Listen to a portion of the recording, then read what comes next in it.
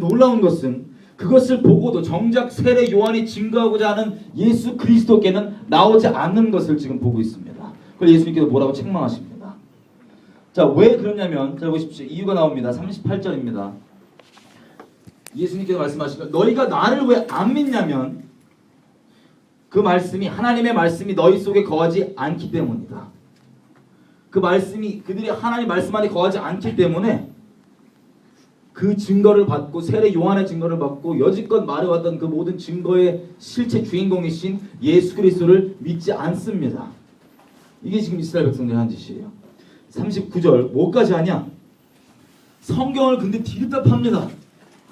영생이 여기 있는 줄 알고 디립다 파는데 그 성경의 주인공이신 주님이 오셔서 날 얘기하는 거다. 그게 그랬더니 자꾸 이렇게 막 이러고 있어요. 거부하고 있어요. 예수님을. 참 아이러니하죠. 왜? 사람의 영광을 구하고 하나님 아닌 다른 것을 심령 가운데 구하는 마음이 있기 때문에 그렇다고 되어 있습니다. 여러분 이 말씀이 우리 지금 이 자리 가운데 또 이 땅 가운데 어떻게 실제 역사하고 있는지 확인해 볼 겁니다. 여러분 확인해 보기 전에요. 먼저 우리 마음을 좀 정해야 됩니다. 기도하는 것처럼. 이스라엘 백성은 자기 생각에 단 한순간도 하나님을 떠난 적이 없다고 생각하는 자부하는 민족입니다. 지금 이때도 마찬가지예요. 이때 이스라엘 백성은 하나님 떠났다고 생각합니까? 아니면 하나님 안에 온전히 있다고 생각합니까? 온전히 있다고 생각하죠. 근데 예수님께서는 네가 정작 나에게는 나오지 않고 있다라고 얘기해요. 여러분 이게 주로 지금 서기관과 바리새인들 얘기인데 이들이 종교적 행위가 있습니까? 없습니까? 있는 정도가 아니라 엄청납니다. 따라가기도 어려울 정도로. 근데 그런 사람들에게 성경은요 아주 달고 살아요. 아주 막 맨날 이 성경 공부하고 이 토라 공부하고 뭐하고 두루마리 달고 생기고 기도문 외우고 정해준 대로 손 씻고 뭐하고 다 하는데 놀라운 건 그래도 예수님께 안 나올 수가 있습니다. 여러분 오늘 이 얘기를 할 때 하나님과 우리 관계는 살아있는 관계입니다. 살아있는 관계라는 것은 이 문내 이 예배당에 들어오시기 전까지 여러분들이 하나님과 관계가 아무리 좋았어도 지금과 앞으로 안 좋다? 그럼 전혀 소용없는 겁니다. 좋았던 과거는. 그리고 반대로 여기 들어오시기 전까지 하나님과 관계가 엄청 안 좋았다. 그래도 지금과 앞으로 살아있는 관계는 지금과 앞으로죠. 이게 중요하기 때문에 아무리 안 좋았어도 지금과 앞으로 우리가 마음을 정하고 관계가 좋아진다. 그러면 과거는 중요하지 않습니다. 그래서 혹시 여러분 가운데 전혀 그렇게 원하고 생각하지는 않았지만 하나님께서 심령을 열어서 혹시 내가 이 자리 가운데 지금 예수님께서 책망하시는 그 자리 가운데 있는 분이 한 명이나 드러나신다면 감사하십시다. 하나님께서 미워서가 아니라 정말 살려주시려고 정말 영생을 우리에게 얻게 해주시려고 그것들을 열어주시는 겁니다. 베드로가 성령을 받고 사도행전 2장에 보면 음악 설교를 합니다. 설교를 하는데 이스라엘 백성들이 듣고 있다가 무슨 얘기를 듣냐? 아주 결정적으로 베드로가 이렇게 얘기합니다. 이스라엘 집은 분명히 들어라. 너희가 십자가에 못 박은 그 예수가 하나님께서 말씀하시고 정하셨던 그리스도다. 너희가 죽였다. 라고 딱 찔러줬더니 사람들이 엄청 찔렸습니다. 그때 물어봅니다. 베드로한테. 우리가 그럼 어떻게 해야 될까? 베드로가 이렇게 얘기합니다. 회개하라. 회개하면 하나님께서 약속하신 성령을 너희가 받을 것이다. 그래서 3,000명이 성령 세례 받았습니다. 할렐루야. 수의 관계도 없고 과거의 관계도 관계없고 당장 이 주어지는 말씀 앞에 말씀 하나님이시죠. 지식과 교리를 넘어선 우리 심령 가운데 파고 들어오는 그 살아있는 말씀이 바로 살아계신 하나님이십니다. 그 말씀을 똑바로 하나님 경외하는 마음으로 접하고 영접하는 자들에게는 하나님을 만났다는 고백이 그 다음부터 나오고, 근데 그것을 거절하고 이 유대인들처럼 수많은 하나님을 거절할 수 있을 것처럼만 보이는 많은 장치들로 거절했으면 그 다음부터는 진리를 대적하게 됩니다. 여기는 한 영혼도 제발 간절히 바랐지만 이 진리를 대적하는 자가 없이 주님 앞에 온전히 서고 이미 또 그 자리에 있는 자들은 기쁨으로 자유함을 누리며 갔으면 좋겠습니다. 그럼 이스라엘 백성들을 잠깐 보겠습니다. 우리나라에 보면요, 지금 숫자만 얘기해 볼게요. 1,000만이 그리스도인이 있다고 합니다. 한국에. 하나님께서는 열매로 얘기하십니다. 그런데 지금 자살률이 OECD 국가 중에 우리가 1위입니다. 여러분, 저는 성경이 말하는 하나님을 믿습니다. 성경이 말하고 있는 바를 믿습니다. 내 눈에 어떻게 보이냐, 상황이 어떻게 돌아가는 것처럼 느껴지냐 말고 성경이 말하는 바를 믿기로 마음을 정했는데, 성경에 보면 다니엘서에 특별히 하나님께로 마음을 정한 4명만 딸랑 있었더니 바벨론 제국이 뒤집어집니다. 하나님께서 정말 이름을 거룩히 여김을 받으십니다. 온 땅 가운데 말입니다. 4명이 마음을 정해도 바벨론 제국이 뒤집어지는데, 우린 1000만이 있는데 자살률이 1위입니다. 다시 얘기하면 숫자는 있을지 몰라도 우리가 성경대로 믿는 건 아닐 수 있다는 얘기입니다. 저는 그렇게 아니다고 믿고 분명히 가는 곳마다 얘기를 합니다. 왜요? 그 중에 정말 갈망하고 들을 바가 있고 자기가 몰라서 그랬던 분들에게는 회개하고 돌이킨 열매를 보고 있기 때문입니다. 여러분, 이스라엘 백성들의 역사를 쭉 보면 지금 당장 예수님 앞에 서 있는 서기관과 바리새인들뿐만 아니라 이 하나님에 대한 열심은 예전부터 계속 이어져 왔습니다. 우리도 하나님에 대한 열심이 없는 것이 아닙니다. 천만의 그리스도들 중에 열심이 다 있습니다. 하나님께서 우리에게 무엇을 원하시나? 미가서를 잠깐 보겠습니다. 내가 이걸 하나님 기뻐하시겠지 하고 열심히 하는 것과 하나님께서 내게 원하시는 것이 무엇인지가 틀릴 수가 있습니다. 그것만 싱크로율이 딱 맞으면 할렐루야, 지금 놀랍게 이럴 수 있습니다. 가정이 변화되고 개인이 변화되고 나라가 변화되고 민족과 열방이 변화되는 걸 볼 수 있습니다. 미가서 6장 6절 7절 같이 한 목소리로 읽어주십시오. 시작. 내가 무엇을 가지고 여호와 앞에 나아가며 높으신 하나님께 경배할까? 내가 번제물을 1년 뒤 가지고 그 앞에 나아갈까? 너를 성전에 수행하나 원하며 문서 같은 기름을 기뻐하실까? 내 음모를 위하여 내 바다들을 위해 영혼의 배수로 말미암아 내 몸의 열매를 드릴까? 자, 읽겠습니다. 사람아, 주께서 선한 것이 무엇임을 너에게 보이셨나니 여호와께서 너에게 구하시는 것이 오직 공의를 행하며 인자를 사랑하며 겸손히 너희 하나님과 함께 동행하는 것이 아니냐. 아멘. 이스라엘 백성이 하나님이 무엇을 원하시는지 각자의 생각들이 있습니다. 하나님께서 짧게 얘기해 주십니다. 이스라엘 백성 갈등하죠. 내가 그러면 하나님 앞에 1000번제를 드릴까? 뭐 재물을 10,000개를 드릴까? 뭘 드릴까? 내 죄 때문에 내 아들 값을 치를까? 뭘 할까? 갈등을 하고 있는데 하나님께서 정리를 해주십니다. 사람아, 하나님께서 무엇을 너에게 원하시는지 미리 보이셨는데 그것은 오직 네가 공의를 행하고 인자를 사랑하고 하나님과 함께 동행하는 게 아니냐. 이번 주와 다음 주 이 내용을 계속 다룰 겁니다. 여러분, 우리가 하나님을 지식적으로도 알 수 있고 어떤 하나님과 어떤 관계를 맺는 여러 가지 틀이 있을 수 있지만 근본적으로 하나님과 실제 삶 가운데서 동행함이 없다면 우리는 주님과 관계없는 삶일 수 있습니다. 하나님께서 정말 원하시는 건 일상 가운데 실제 하나님과 동행하는 것을 원하십니다. 그 동행에 대해서 계속 나눌 겁니다. 실상 가운데 다음 주까지죠. 오늘 먼저 보고 싶은 건 이겁니다. 호세아서 6장 6절입니다. 성경은 계속해서 본질적으로 똑같은 얘기를 우리에게 얘기하고 있습니다. 호세아서 6장 6절 제가 읽겠습니다. 나는 인애를 원하고 제사를 원치 아니하며 번제보다 하나님 아는 것을 원하노라. 아멘. 아멘. 이 참 갈등이에요, 그죠? 이사야서 가보겠습니다. 1장. 여러분, 이 말씀 우리가 잘 아는 말씀이었죠? 예수님께서 자주 인용하신, 이 복음서마다 인용하신 그 말씀이고 그 전부터 선지서에도 계속 얘기하는 말씀입니다. 근데 이것이 본질적으로 어떤 의미인지를 오늘 확인했으면 좋겠습니다. 이사야서 1장 3절입니다. 하나님이 이렇게 얘기하십니다. 소는 그 임자를 알고 나귀는 주인의 구유를 알건만은 이스라엘은 알지 못하고 나의 백성은 깨닫지 못하는도다. 여러분, 이스라엘 백성은 계속해서 주님을 섬긴다 그러고 열심까지 낸다 그러는데 하나님께서는 또 계속 뭐라 그러시냐면 제발 나에게 좀 돌아와라. 네가 나를 모른다 얘기하십니다. 참 아이러니해요. 그럼 이스라엘 백성이 어떤 모양으로 있었을까? 자, 영적 상태입니다. 10절입니다. 1장.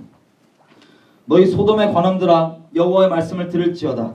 너희 고모라의 백성아, 우리 하나님의 법에 귀를 기울일지어다. 하나님께서 빈말하시는 분이 아니시죠.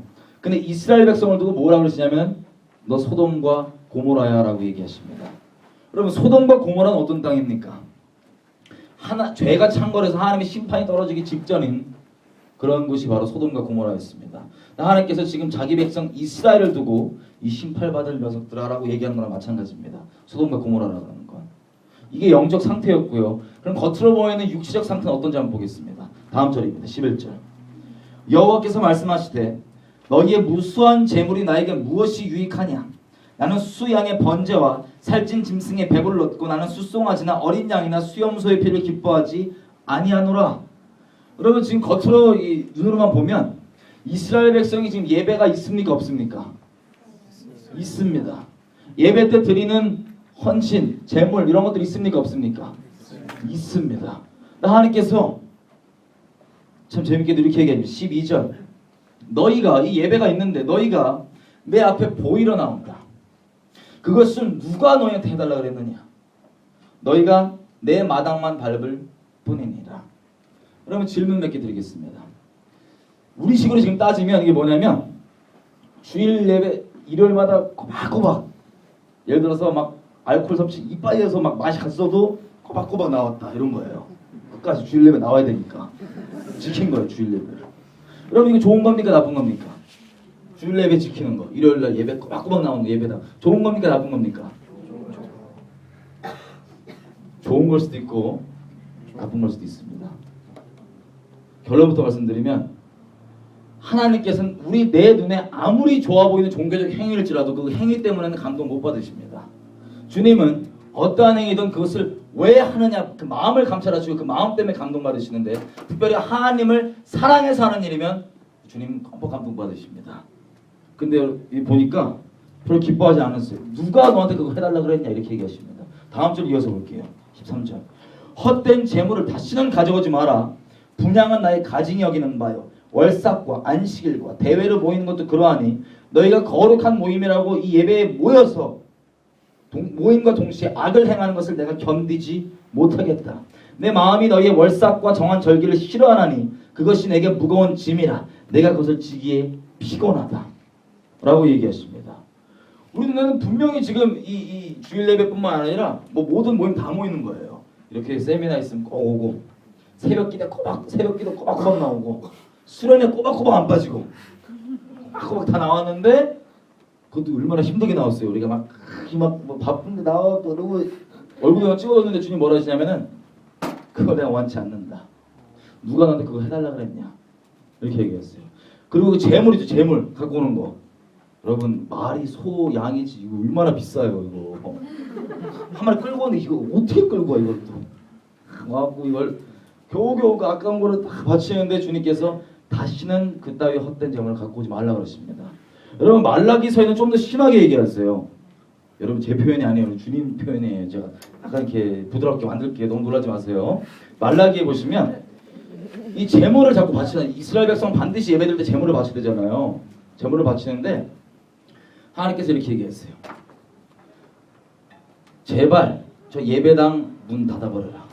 제발 누가 저 예배당 문 좀 닫아줘라. 그래서 다시는 이 쓰잘데없는 헛된 재물 나에게 못 드리게 제발 저 문 좀 닫아줘라. 이렇게 얘기했어요. 여러분 예물 드린다는 건 우리도 지금 따지면 11조 하는 거, 뭐 헌금하는 거, 아니면은 뭐 물질이 아니라 헌신하는 거, 직분 우리가 가져갖고 헌신하고 봉사하고 뭐 이런 것들이 여러 가지. 근데 이런 거 좋은 거예요, 나쁜 거예요? 벌써 한 번의 질문에 이미 눈치를 채셨군요. 좋은 걸 수도 있고 나쁜 걸 수도 있습니다. 그러니까 이걸 뭐라 그러시는데 이스라엘 백성이 지금 어떤 상태냐면 이래요. 아니 지금 재물을 갖고 오랬으니까 재물 갖고 오는데 흠 있는 재물. 그러니까 막 온전한 막 가장 귀한 이런 게 아니라 가다가 약간 눈 이렇게 막 가고 다리 절고 막 이런 애들 있죠. 아주 헐값에 살 수 있는 애들. 걔네들 데리고 와갖고 자 갖고 왔으니까 했다 이러고 바치고 있는 거예요. 그래서 하나님 뭐라 하시냐면은 네가 네 총독한테 아니 우리 따지면 네가 당장 잘 보여야 되는 너의 직장 상사, 학교 선배, 주변 사람한테 나에게 준다고 하는 재물 한번 줘봐라. 얘네 그거 받을 수 있나 보자. 이렇게 얘기하십니다. 예를 들면 이런 거예요. 우리가 농사를 짓는데 여기서 잘 나오는 거 뭐예요? 키위인가요? 농사를 막 키위 농사를 제가 져요. 졌다가 그 대통령궁 대통령분이 몇 번. 청와대에서 저한테 납품을 하란 거예요. 여러분 이게 좋은 겁니까 나쁜 겁니까? 아니 너무 좋은 거죠. 이거 갖고 오라고 나한테. 근데 이거 이 좋은 걸 제가 어떻게 받아들이냐면은 아 짜증나게 뭐또 달래. 그래갖고 꼬박꼬박 한 달에 뭐 한 박스 줘야 된다 그러면은 한 박스 상자 켜놓은 다음에 이게 다 떨어졌고 멍들고 막 그 완전 그 맛 간 거 못 먹는 거 있죠. 막 버릴 거 줘갖고 숫자 채워갖고 이랬다 이렇게 보내는 거예요. 그러면 명박이 형이 화날까요? 안 화날까요? 청와대에서 이게 황당할까 안 황당할까요? 얼마나 황당했어요 지금. 보통 같으면 좋다고 이거 막 싸르고 이거 하는데 막 짜증나고 의무상 막 해갖고 여기다 이렇게 주는 거예요. 여러분 옛날 시대였으면 저 목 잘릴 수도 있습니다. 왕한테 지금 막 대충 막 이걸 지금 이스라엘 백성들 하고 있는 거예요. 모양만 남아 있습니다. 모양만. 좀 심한 표현은 너희 희생절기의 그 응가를 막 너희 얼굴에 칠해버린다. 주님 이러세요 말라기세. 얼마나 화나셨으면. 나 진짜 이분 마음 생각하면. 해보세요.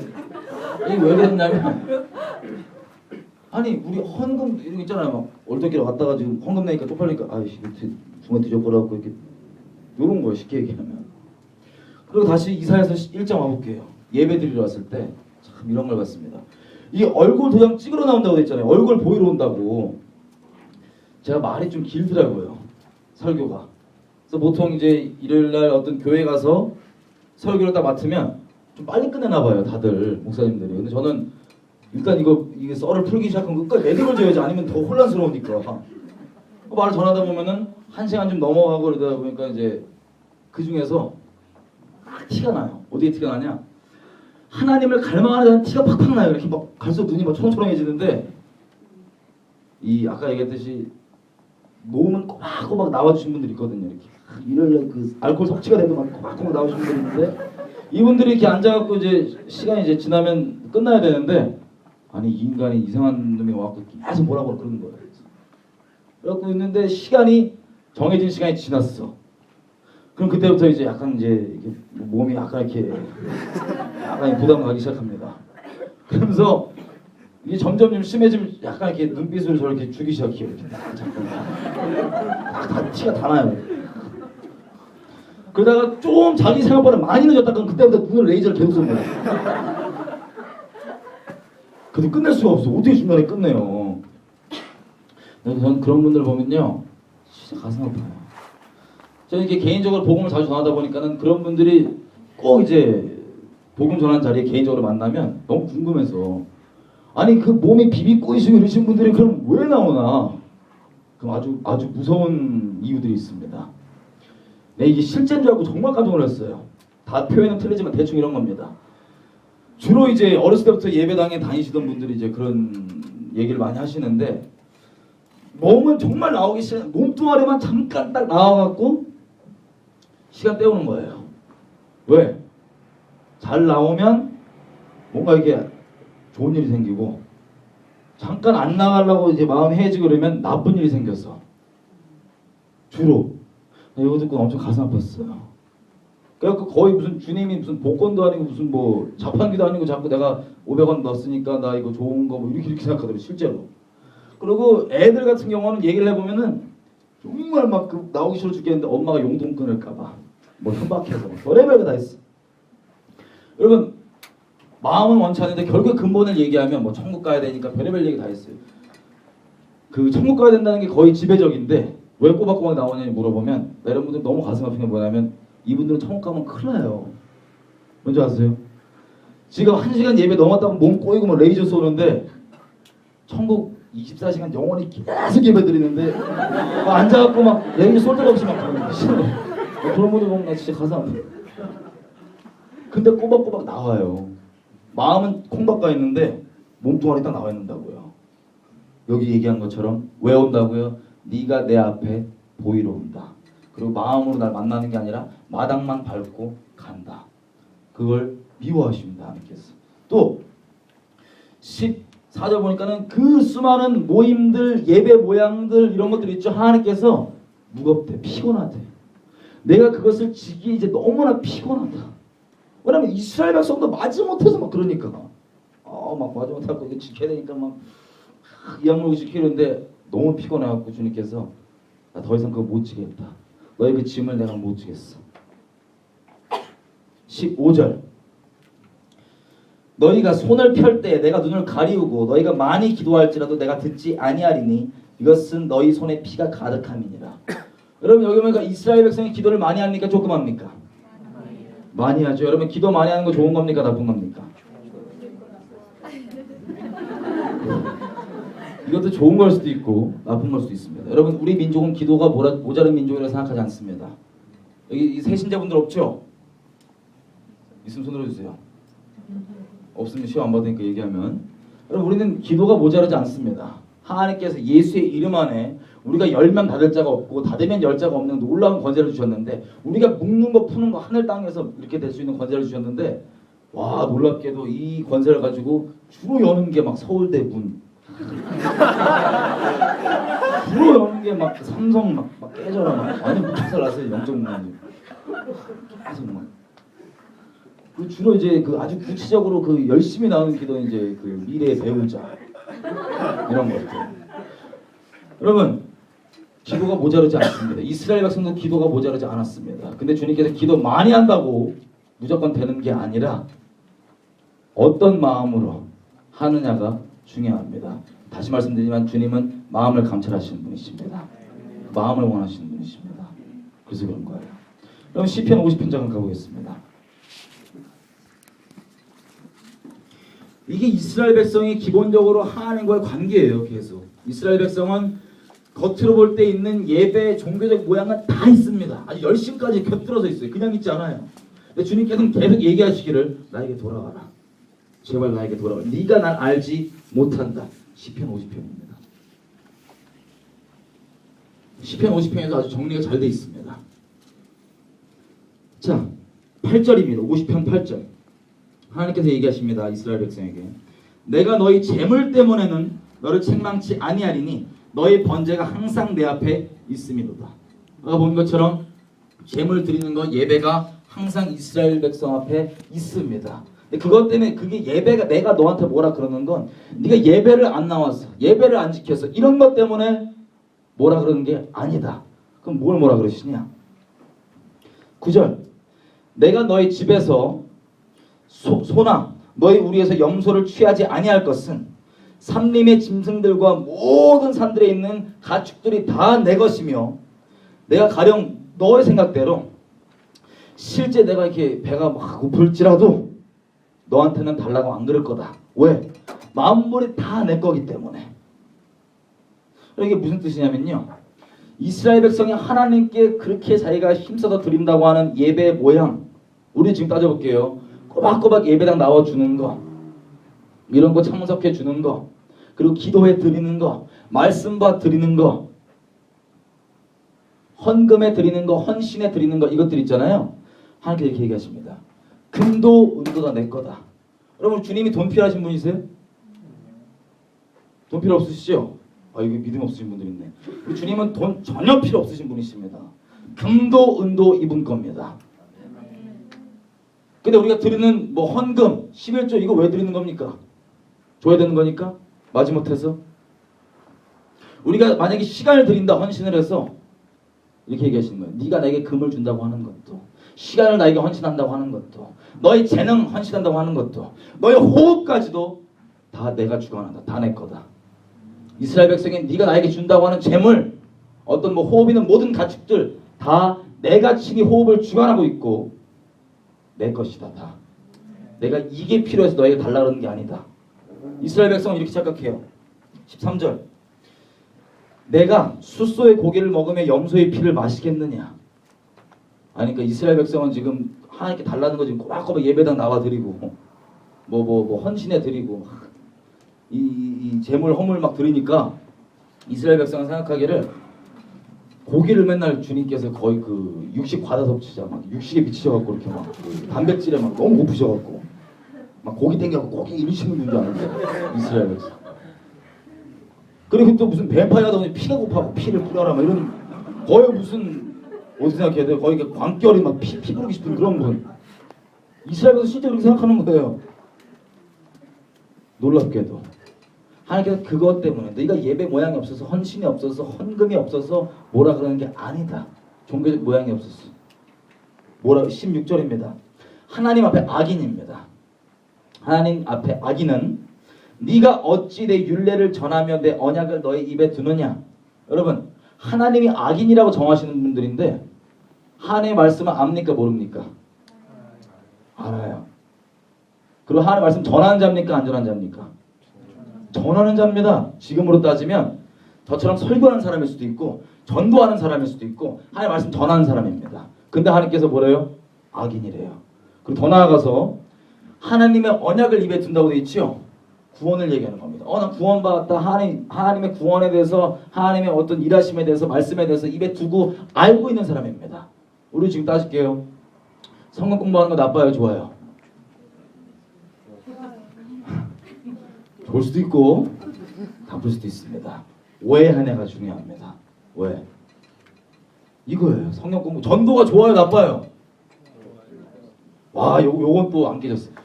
이것도 좋을 수도 있고 나쁠 수도 있어. 하나님과 개인 관계에서 말입니다. 우리 개인 관계에서. 여러분 지금 거의 지금 제가 여러분이 좋다고 생각했던 모든 것들의 그 중심을 제가 흔들어 버리고 있습니다. 할렐루야. 주님께서 붙잡아 주셔야 합니다. 이 자리에서 나가시면 큰일 납니다. 왜? 우리는 당연히 좋아 보이는 이것들이 하나님께서는 그것도 막 승질내잖아요. 지금 보니까. 왜 그러냐? 그 다음 절에 나옵니다. 17절. 이게 본질적 이유입니다. 네가 교훈을 미워하고 내 말을 너희 뒤로 던지며. 다시 얘기하면 하나님의 말씀을 마음에 뒀다 안 뒀다? 안 뒀습니다. 하나님의 말씀을 미워한대요. 그리고 이걸 마음에 두는 게 아니라 제껴버린대요. 이렇게. 말씀이 중심에 있는 게 아닙니다. 그랬더니 나오는 이 모양은 18절 도적질하고 간음하고 19절 비방하고 뭐 후욕하고 20절 막 온갖 그 죄악들 안에 거하고 있는 겁니다. 지금. 그리고 21절 네가 이런 죄악을 행하여도 내가 잠잠하였더니 네가 나를 너와 똑같은 줄로 생각한다. 여러분 우리가 죄 짓기 전에 한번 생각해 볼까요? 죄 짓기 전에 양심이 살아있으니까 죄를 아주 후리하게 저지나요? 아니면 이렇게 막 엄청 막 어떻게 해 하면서 막 져요. 보통 사람들 막 지기 전까지는 막 조마조마하고 막 심한 양심이 있으니까. 그리고 예를 들어서 우리가 죄를 다 졌다. 그럼 어떻게 해요? 그 전에 이거 어떻게 하던 마음이 어떻게 됩니까? 에이, 뭐 여기까지 괜찮나 보다. 우리 악의 지경이 점점 넓어지잖아요. 죄를 짓는 사람들은 전에는 조마조마했다가 우리가 이제 양심에 딱 화인 맞고 아무 느낌 없으면 끝장나는 거예요 인생. 그렇게 가는데 하나님께서 우리가 죄를 범해도 우리 양심이 증거해 주죠. 죄를 범해도 잠잠히 있어 주시는 이유는 전도서 로마서 곳곳에 얘기하시는 것처럼 그 죄가 내가 지어도 괜찮기 때문에 봐주시는 게 아니라 너무나 자비하시고 노하기를 더디하셔서 우리가 어떻게든 생명을 얻길 바라시기 때문에 끝까지 참아주고 계신 겁니다. 회개할 수 있도록 인내해주고 계신 겁니다. 죄가 괜찮은 게 아닌 거예요. 지금 이스라엘 백성들은 종합해보면 이겁니다. 종교의 모양 다 있고 예배의 모양 다 있는데 이 삶에 뭐냐면 죄악 한가운데 거하고 살고 있어요. 죄를 누리고 있으면서 마음속으로 여기까지는 괜찮나 보다. 거봐 이분들은 사람은 죄인인데 어떻게 이래갖고 죄악 가운데 머물고 있어요. 이걸 본질적으로 하나님께서 뭐라고 얘기하시면 영적으로 네가 진리를 네 마음 중심에 두고 있지 않다라고 얘기합니다. 여러분 이게 무엇인지 좀 자세하게 좀 보고 싶습니다. 이게 오늘 보고 싶은 내용입니다. 사람은요 죄인입니다. 예. 너무 잘 알고 있어서 굳이 대답 안 하셔도 되는 그런 내용입니다. 근데 죄를 축약해서 좀 보고 싶습니다. 죄를 한마디로 줄이면 진리를 말씀을 하나님을 마음에 두는 것을 원치 않는 마음. 마음에 둔다고 하는 것은 나를 움직이는 자리에 두는 겁니다. 그것을 원치 않는 마음이 바로 죄성의 본질입니다. 여러분 혹시 제가 항상 얘기하는 거지만 못 드실 분들을 위해서 사람에 대해서 좀 얘기해 보겠습니다. 사람의 본질에 대해서. 사람은요 기본적으로 얼굴이 두 개 있습니다. 아주 무서운 얼굴이 있는데 둘 다 무서워요. 첫 번째 얼굴, 두 번째 얼굴 다 무서워요. 첫 번째 얼굴은 내 있는 속마음 있죠? 내 안에 있는 속마음과 상관없이 내가 남에게 보여주는 사회생활하는 얼굴이에요. 대외적으로 내가 비춰주는 얼굴. 예를 들면 연령대가 워낙 다양해갖고 어디를 예를 들을지 모르겠는데 한국에 모두가 겪었을 수 있는 예를 한번 들자면 우리 학창 시절 때 만나면 안 되는 선배가 있다. 죄송 일찍 유학 오신 분들은 안 와닿나? 하여튼 그 만나면 안 되는 선배가 있어요. 그 아주 불량스럽고 자꾸 이렇게 지갑을 이렇게 털어가시고 막 이렇게 막 그 재정 협조 받으시는 분들이 있는데 막 엄청 그 갱스터 하시고 막 이렇게 막 길에서 연기 뿜으시고 이런 분들이 있어요. 막. 그래서 우리가 중학교 이런데 이제 그 무서운 선배가 있다. 만나면 안 되는. 근데 길 가다가 이렇게 아침에 딱 가다가 딱 돌았어요. 이게 코너를 학교 가려고. 근데 이 선배가 그 자리에 그 어린 나이 알코올 충만해 날 딱 봤단 말이야. 그럼 제 마음이 어떻습니까? 막 기뻐하고 막 오늘 막 이렇게 되나요? 아니면 오늘 하루가 재수가 삐삐 막 이렇게 되나요? 속마음이. 죄송해요. 학교 안 다니신 분들만 모셨네. 기분이 상큼해요? 아니면 엄청 우울해져요? 상큼해지지 않죠? 주로 말로 표현하면 이게 삐삐 나온 거예요. 지금 딱 들었더니 아뿔싸 지금 삐삐삐 나오는 거예요. 그러면 그 나오는 것 때문에 우리가 그 선배한테 내 마음 그대로 너 때문에 오늘 하루가 말렸다. 너 때문에 나 진짜 큰일 났다. 나 재수없다. 막 너 재수없어. 이렇게 내 속마음을 얘기하나요? 아니면 속마음은 난리가 나고 삐삐삐 거려도 일단 썩은 미소로 딱 장전한 다음에 얼굴에 이렇게 저는 상관없이 안녕하세요 이렇게 하잖아요. 그죠? 보통 선배뿐만 아니라 내가 잘 보여야 되는 대상 다 그렇습니다. 내가 잘 보여야 되는 대상들. 내 속마음과 상관없이 내가 남에게 보여주는 얼굴 이런 거 있잖아요. 뭔지 아시죠? 주로 이제 가족끼리 교회 다니시는 분들은 이런 거 이제 막 예배당 오는 길에 엄청 싸워 가족끼리 막 죽겠어 싸우다가 갑자기 저기 십자가 보이기 시작하면 갑자기 이렇게 딱 그 얼굴 싹 이렇게 딱 이렇게 속마음을 딱 끓이면서 계속 이렇게 딱 얼굴 보고 딱딱딱 씌워지면서 내릴 때 좀 이따 보자 하고 바로 막 집사님 막 이러는 거 있잖아요. 집사님 이거 뭔지 아시죠? 내 속마음과 거치랑 틀린 거. 여러분 남에게 보여주는 얼굴, 사회생활하는 얼굴, 대외적으로 비춰진 남이 나로 알고 있는 이 얼굴을 바로 첫 번째 얼굴이라고 칩시다. 사람에게 있는. 사람은 얼굴이 두 개입니다. 두 번째 얼굴은 뭐냐면 내 안에 남들이 알면 큰일 나는 그런 게 있어요. 어떤 모습이냐? 우리가 착한 일 하려면 쉬워요, 어려워요? 막 용을 쓰고 해갖고 막 착한 일을 겨우 했어. 겨우 했어도 이것 때문에 나중에 자랑하고 싶어갖고 막 방패 들고 막 아주 우리는 생각하는 바 힘을 빼면 힘 뺀 대로 악하고 용을 쓰면 용 써도 끝까지 악하고 하여튼 모든 게 악해요. 막 생각하는 거. 우리 안에 있는 새까만 얼굴 아시죠? 가만히 내버려두면 착한 일 하기는 엄청 우리가 의지를 발동하고 막 이렇게 막 몸부림쳐 이렇게 할 수 있는데 나쁜 짓 하고 싶으면 어떻게 해요? 아니 좀 더 근본적으로 얘기하면 나쁜 생각하고 싶으면 어떻게 해야 돼요? 결심을 해야지 나쁜 생각이 나오나요? 아니면 고삐를 잠깐 내버려두면 갑자기 확 이렇게 나오나요? 그냥 자동적으로 아주 내추럴하게 오토매틱으로 그냥 딱딱 튀어나오는 거 이게 선해요? 나빠요? 엄청 나쁘잖아요. 얘는 뭐 나쁜 짓 하려면 그냥 고삐를 풀면 그냥 말이 그냥 기다렸다든지 막 뛰어나가요. 그냥. 우리 안에 새까만 놈. 가만히 냅두면 하는 말들 또 이 브레이크를 안 걸어주면 얘가 머릿속으로 쓰는 시나리오들이 막 점점 막 아주 그 어둠에 막 이게 막 파고 들어갑니다. 엄청 무섭게. 때로는 그 어둠의 지경이 너무 넓어서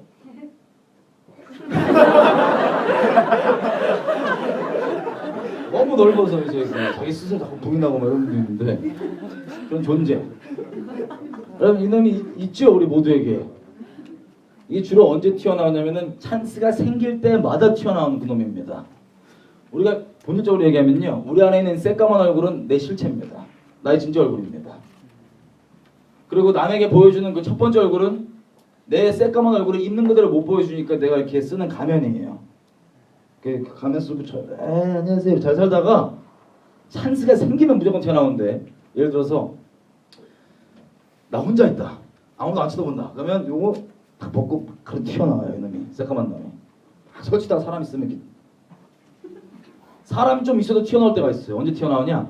얘네 앞에선 나의 새까만 얼굴을 요 정도 노출해도 내가 체면상 뭐 금전적으로 손해볼 거 없다. 쉽게 얘기하면 내 모든 상황과 환경이 허락하는 만큼만 최대한 찬스가 생기는 대로 튀어나온 놈이 바로 우리 새까만 얼굴입니다. 여러분 다 있으시죠? 대답 안 해도 다 있잖아요. 성경이 말하고 있는 죄성입니다. 이게 본질상 진노의 장형. 사람의 존재는 바로 죄 그 자체입니다. 이것을 아까 우리 얘기하기를 쉽게 얘기하면 어떻게든 하나님을 내 주인 자리에 두는 것을 원치 않는 마음. 주인 자리라고 하는 것은 나를 실제 움직이는 자리에 말씀이 있냐 없냐 이 차이를 얘기하는 겁니다. 쉽게 얘기하면 여러분 이 세상 사람들이 주로 뭘로 움직입니까? 주로 이사야서에 보면 이런 말씀이 있습니다. 우리가 만들어진 이유는 하나님을 찬송하려고 지음받았다. 이 말씀 기억나시죠? 아, 나 예수 안 믿을 때 이 말씀 얼핏 듣고 엄청 짜증났거든요. 가사도 무슨 찬송을 하려고 지음받아 내가 이 말씀. 다시 얘기하면 사람은 반드시 하나님을 높여야만 되는 존재입니다. 그러려고 지음받았습니다. 근데 하나님이 굳이 아니라면 본질적으로만 얘기할게요. 사람은 반드시 무언가를 높여야만 되는 존재로 지음받았습니다. 자 보세요. 그게 어떤 거냐? 이 세상 사람들 예를 들어 볼게요. 이 세상 사람들이 주로 이제 그 인생의 여러 가지 결정들을 내리잖아요. 살면서 뭐 이사를 가고 직장을 구하고 뭐 여러 가지 결정들을 내릴 때 어떤 결정을 내리든 그 결정을 왜 내리는지 그 결정의 원인을 보면 그 사람 주인이 누군지 알 수 있습니다. 이 세상 사람 대부분들은 마음의 결정을 내릴 때 인생의 결정을 내릴 때 그 원인이 바로 돈입니다. 손해 많냐 적냐 연봉 많이 주냐 적게 주냐.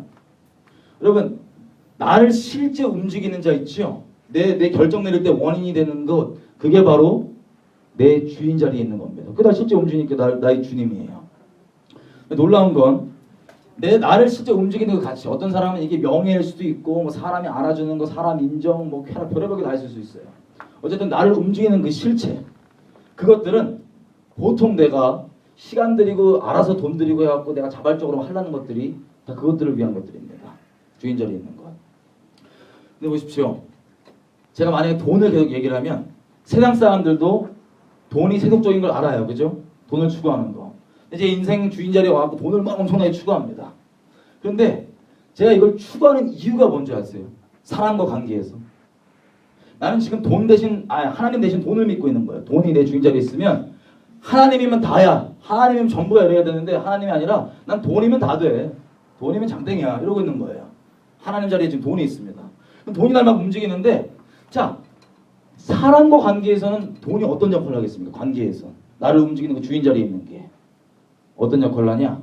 바로 다른 사람의 마음을 훔쳐서 나를 우러러보게 만들게 하는 것. 돈은 그 도구일 뿐입니다. 여러분 돈을 내가 그렇게 막 벌고 많이 이룬다. 그럼 돈을 나를 위해 버는 거예요? 하나님을 위해 버는 거예요? 누구를 위해 버는 거예요? 다른 사람이에요? 나예요? 나를 위해 버는 거죠. 나란 존재는 아까 얘기했다시피 존재 자체가 우리 새까만 죄 자체입니다. 근데 돈을 추구하든 명예를 추구하든 뭘 추구하든 그거는 결국에 본질적으로 얘기하면 나를 추구하는 겁니다. 나를 위해서. 어떤 간판이 사람 관계에서 다른 사람이 나를 우러러보게끔 막 높이 보게끔 나를 흠모하게끔 그 마음을 나를 향해서 훔치게 하는 그 도구일 뿐입니다. 너무 어려운 얘기했나 제가? 이해됐어요? 무슨 뜻인지? 사람은 자 그럼 돈은 뭐냐? 결국에 하나님이 아니라 나를 높이기 위한 수단에 불과한 겁니다. 사람이란 존재가 반드시 무언가를 높이는 존재이기 때문에 그 자리에 하나님이 있지 않다면 나머지는 모든 것들 돈, 명예, 뭐 사람 인정 어떤 거든 간에 그것들은 전부 다 사람의 관계에서 나를 높이고 우러러봐서 그 사람 마음을 내가 훔치게 원하는 거, 나를 흠모하게 만드는 거. 이 존재적인 이성이 아닐지라도요. 그 무슨 뜻인지 아시죠? 이성이 아닐지라도 나를 이렇게 막 우러러보고 하는 거. 그게 돈뿐만 아니라 남에게 보여지게 하는 성격일 수도 있고 우유부단한 성격일 수도 있고 다 마찬가지입니다. 여러분 진리 안에 온전히 있으면 우유부단할 수가 없습니다.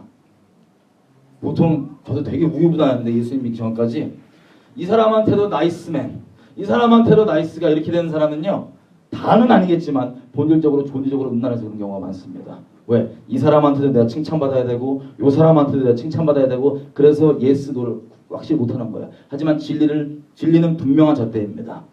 진리 안에 있는 사람은 의사분명히 확실합니다. 아멘. 여러분 이런 식으로 어떤 거든 나를 높이는 도구에 불과합니다. 이해가 되세요? 이게 잘 안 되신 것 같은데 너무 빨리 왔나? 하여튼 하나님 외에 그 어떠한 것이든 나를 움직인 자리에 있는 건 결국에 이 죄된 나를 끔찍한 죄성을 추구하는 거고 죄를 추구하는 거고 다른 사람의 마음을 존재로 훔치려고 하는 거예요. 여러분 죄성의 본질은 이 존재적 음란함입니다. 존재적 음란함. 나를 막 자꾸 울어보게 만드는 이것. 자, 그래서 이 사람들이 그렇게 살죠. 각자의 이 간판을 가지고 삽니다. 살면서 나는 이 간판으로 남에게 이렇게 잘 보이고 이렇게 PR해야지, 다른 사람 마음 훔쳐야지, 나는 돈으로 해야지, 나는 내 성격으로 해야지, 뭘 해야지, 그렇게 끔찍하게 우상숭배하고 존재적으로 음란하게 살고 있습니다. 이게 예수님을 주인 자리에 두지 않는 기본적 사람들의 모든 근본적인 모양입니다. 사람들이 이렇게 흔히 보면은 돈이나 이런 뭐 명예나 이런 것도 다 세속적인 거잖아요. 그래서 죄인인 사람들도 이게 세속적인 걸 알아요. 근데 누군가를 반드시 높여야 되는 사람, 죄인인 사람이 마지막으로 봉착할 수 있는 끔찍한 덫은 바로 어디냐? 마지막으로 걸릴 수 있는 종교입니다. 종교. 나 자꾸 충격을 드리는 것 같아서. 종교가 자기 숭배의 아주 극단적 마지막 덫이 될 수 있습니다. 여러분 잘 보세요. 서기관과 바리새인들이 종교에 열심히 있었습니까? 없었습니까? 엄청 있었어요. 적당히 있지 않았어요. 막 맨날 뭐 사고자 뭐 하고 뭐 이랬는데 결국에 그들이 하는 이유가 뭐예요 원래? 주님에 대한 마음 표현이죠 원래는. 근데 그 마음을 받으셔야 될 실체이신 예수님이 딱 갔더니 이 사람들 어떻게 돼요? 예수님을 받아들입니까? 아니면 잡아 죽입니까? 예수님을 잡아 죽여요. 여러분 이게 어찌 가능한 줄 아세요? 잘 보세요. 이런 게 이유였어요. 안식일날 자기네들은 이렇게 지켜야 되는데 아무것도 안 하고 막 버팅기고 막 이렇게 막 예수님 와갖고는 손 마른 사람 둘러고 손 마른 사람 고치는 게 옳으냐 나쁘냐? 여러분 옳아요 나빠요? 안식일날 고치는 거 나빠요도 나오는 거 그랬대. 옳죠. 양심만 봐도 우리 알 수 있죠. 예수님께서 대답을 양심보다 이 이스라엘 사람들이 지금 종교가 더 위에가 있는 거예요. 양심보다 기본적. 정말 예수님을 똑바로 믿는다면 일상 가운데서 정말 선한 양심을 가진 그런 자연스러운 사람 되는 게 주님께서 우리에게 원하시는 겁니다. 근본적으로 막 완전 산신령되고 이런 게 아니라 그냥 일상 가운데서 이렇게 자연스러운 그 선한 사람 있죠. 양심이 선하게 살아있는 그게 주님께서 우리를 만드시고자 하시는 근본적 모양입니다. 쉽게 얘기하자면. 물론 초자연적인 것도 우리에게 자연스러운 걸로 말입니다. 그냥 아예 자연스럽게. 근데 보시면 예수님이 그 마음의 악독함을 보시고 승질내서 이렇게 막 노래보다가 여러분 주님이 화내신 게 많지가 않습니다. 성경에 보면 예수님께 직접. 근데 그때 화를 내서 이 노아에서 노래 보시다가 손을 고치십니다. 근데 놀랍게도 그때부터 서기관과 바리새인들이 예수님을 어떻게 잡아줄까 의논하기 시작합니다. 여러분 이게 말이 돼요 이게? 자기랑 안식일 지키는 게 틀리다고 잡아 죽이기로 결정한 거예요. 그때부터 막. 여러분 이 종교라고 하는 건 로마서 10장 2절 3절에 바울이 이렇게 얘기합니다. 그 비밀을. 겉으로 볼 때는 정말 하나님께 열심히 있는 것 같지만 이렇게 얘기했어요. 그들이 하나님의 의를 모르고 자기의 의를 세우려고 그 열심을 내는도다. 여러분 제가 아까 얘기했다시피 세속적으로는 돈, 명예 뭐 이런 걸 추구하는 게 본질적으로 누구를 높이기 위한 거라고요? 자기를 높이기 위한 거. 근데 종교라고 하는 건 자 사람이 바보가 아닌 이상 이 천지 만물을 곰곰이 생각해보면 창조주를 인정할 수밖에 없습니다. 그게 로마서 1장이 얘기하는 겁니다. 그래서 누구도 핑계치 못합니다. 나중에. 근데 중요한 건 뭐냐면 하나님께서 어떠한 분이신지 성령을 통해서 열어주시지 않고 깨닫게 해주지 않으면 이분이 어떠한 분인지 몰라요. 근데 객관적으로 창조주는 있다라고 하는 객관적 사실은 알 수 있습니다. 우리 스스로의 지혜로 주님 찾아올 수 있도록. 근데 쉽게 얘기하면 계시가 없는 상태죠. 그 상황에서 뭘 하냐? 사람들끼리 행동 양식을 정합니다. 우리는 이걸 옳은 걸로 하고 저건 나쁜 걸로 하고 이건 이렇게 하기로 하고 저건 저렇게 하기로 하자. 행동 양식을 자기네끼리 패턴을 정한 다음에 그대로 행동하면 그것을 종교라고 합니다. 쉽게. 그 종교의 이유가 뭐냐? 이렇게 행동하면 창조주가 나 좀 이쁘게 봐주겠지 하는 계시가 없기 때문에 주님께서 이미 그 모든 것들을 완성하시고 이 자비 가운데 주님만 순결히 따라가면 될 수 있도록 길을 열어놓으셨는데 그 십자가 길을 모르기 때문에 그렇게 만드는 것, 열심을 내서 그걸 바로 종교라고 합니다. 근데 놀랍게도 종교가 그 정말 주님이 주인 자리에 있지 않는 사람에게 종교의 열심은 자기를 위한 걸까요? 하나님을 위한 걸까요? 종교의 행위를 통하여서 다른 사람 마음을 훔쳐 자기를 우러러보게 만들라는 게 그 근본 원인입니다. 사람은 본질이 똑같습니다. 어떤 거죠. 근데 세속을 떠나서 어떻게든 자기를 추구하려고 하는 사람들한테 걸리는 마지막 덫이 그래서 바로 종교입니다. 이해가 됐어요? 부터인지? 아, 엄청 어렵다 오늘. 그죠? 종교는 마지막 덫입니다. 사람이 자기를 높이는. 그래서 그거 열심을 내면 낼수록 그 열심은 하나님을 사랑해서 나온 열심이에요? 아니면 자기를 높이기 위한 열심이에요? 이렇게 지키고 저렇게 지키니까 사람들이 믿음 좋다. 막 잘 나간다. 뭐 이런 거. 여러분, 저도 예수님 믿고요. 덫에 잠깐 빠질 뻔했습니다. 덫에. 어떤 덫이냐? 처음에는 주님이 저를 사랑해 주셨고 그 사랑에 뒤집어 잡고 막 맨날 전도하고 다니고 막 예배드리고, 왜냐면 주변에 살아야 되니까 예배드리고 막 기도하고 그랬습니다. 근데 한 6개월 지났더니 사람 말이 이런 게 가끔씩 들리는 거예요. 야, 믿음 좋다. 근데 어느 순간부터 하나님께서 제 마음을 조명해 주시는데 겉으로 볼 때는 똑같이 예배고 전도고 기도고 뭐 이런 건데 그 행하는 그 원인을 내가 사람을 마음을 훔치려고 하는 걸 계속 보여주시는 거예요. 엄청 부담스럽습니다. 아니 설마 내가 주님 사람 그렇게 봤는데 어떻게 나를 우러러보게 하려고. 쉽게 얘기하면 기도하다가 사람 들어오면 더 오바해. 막.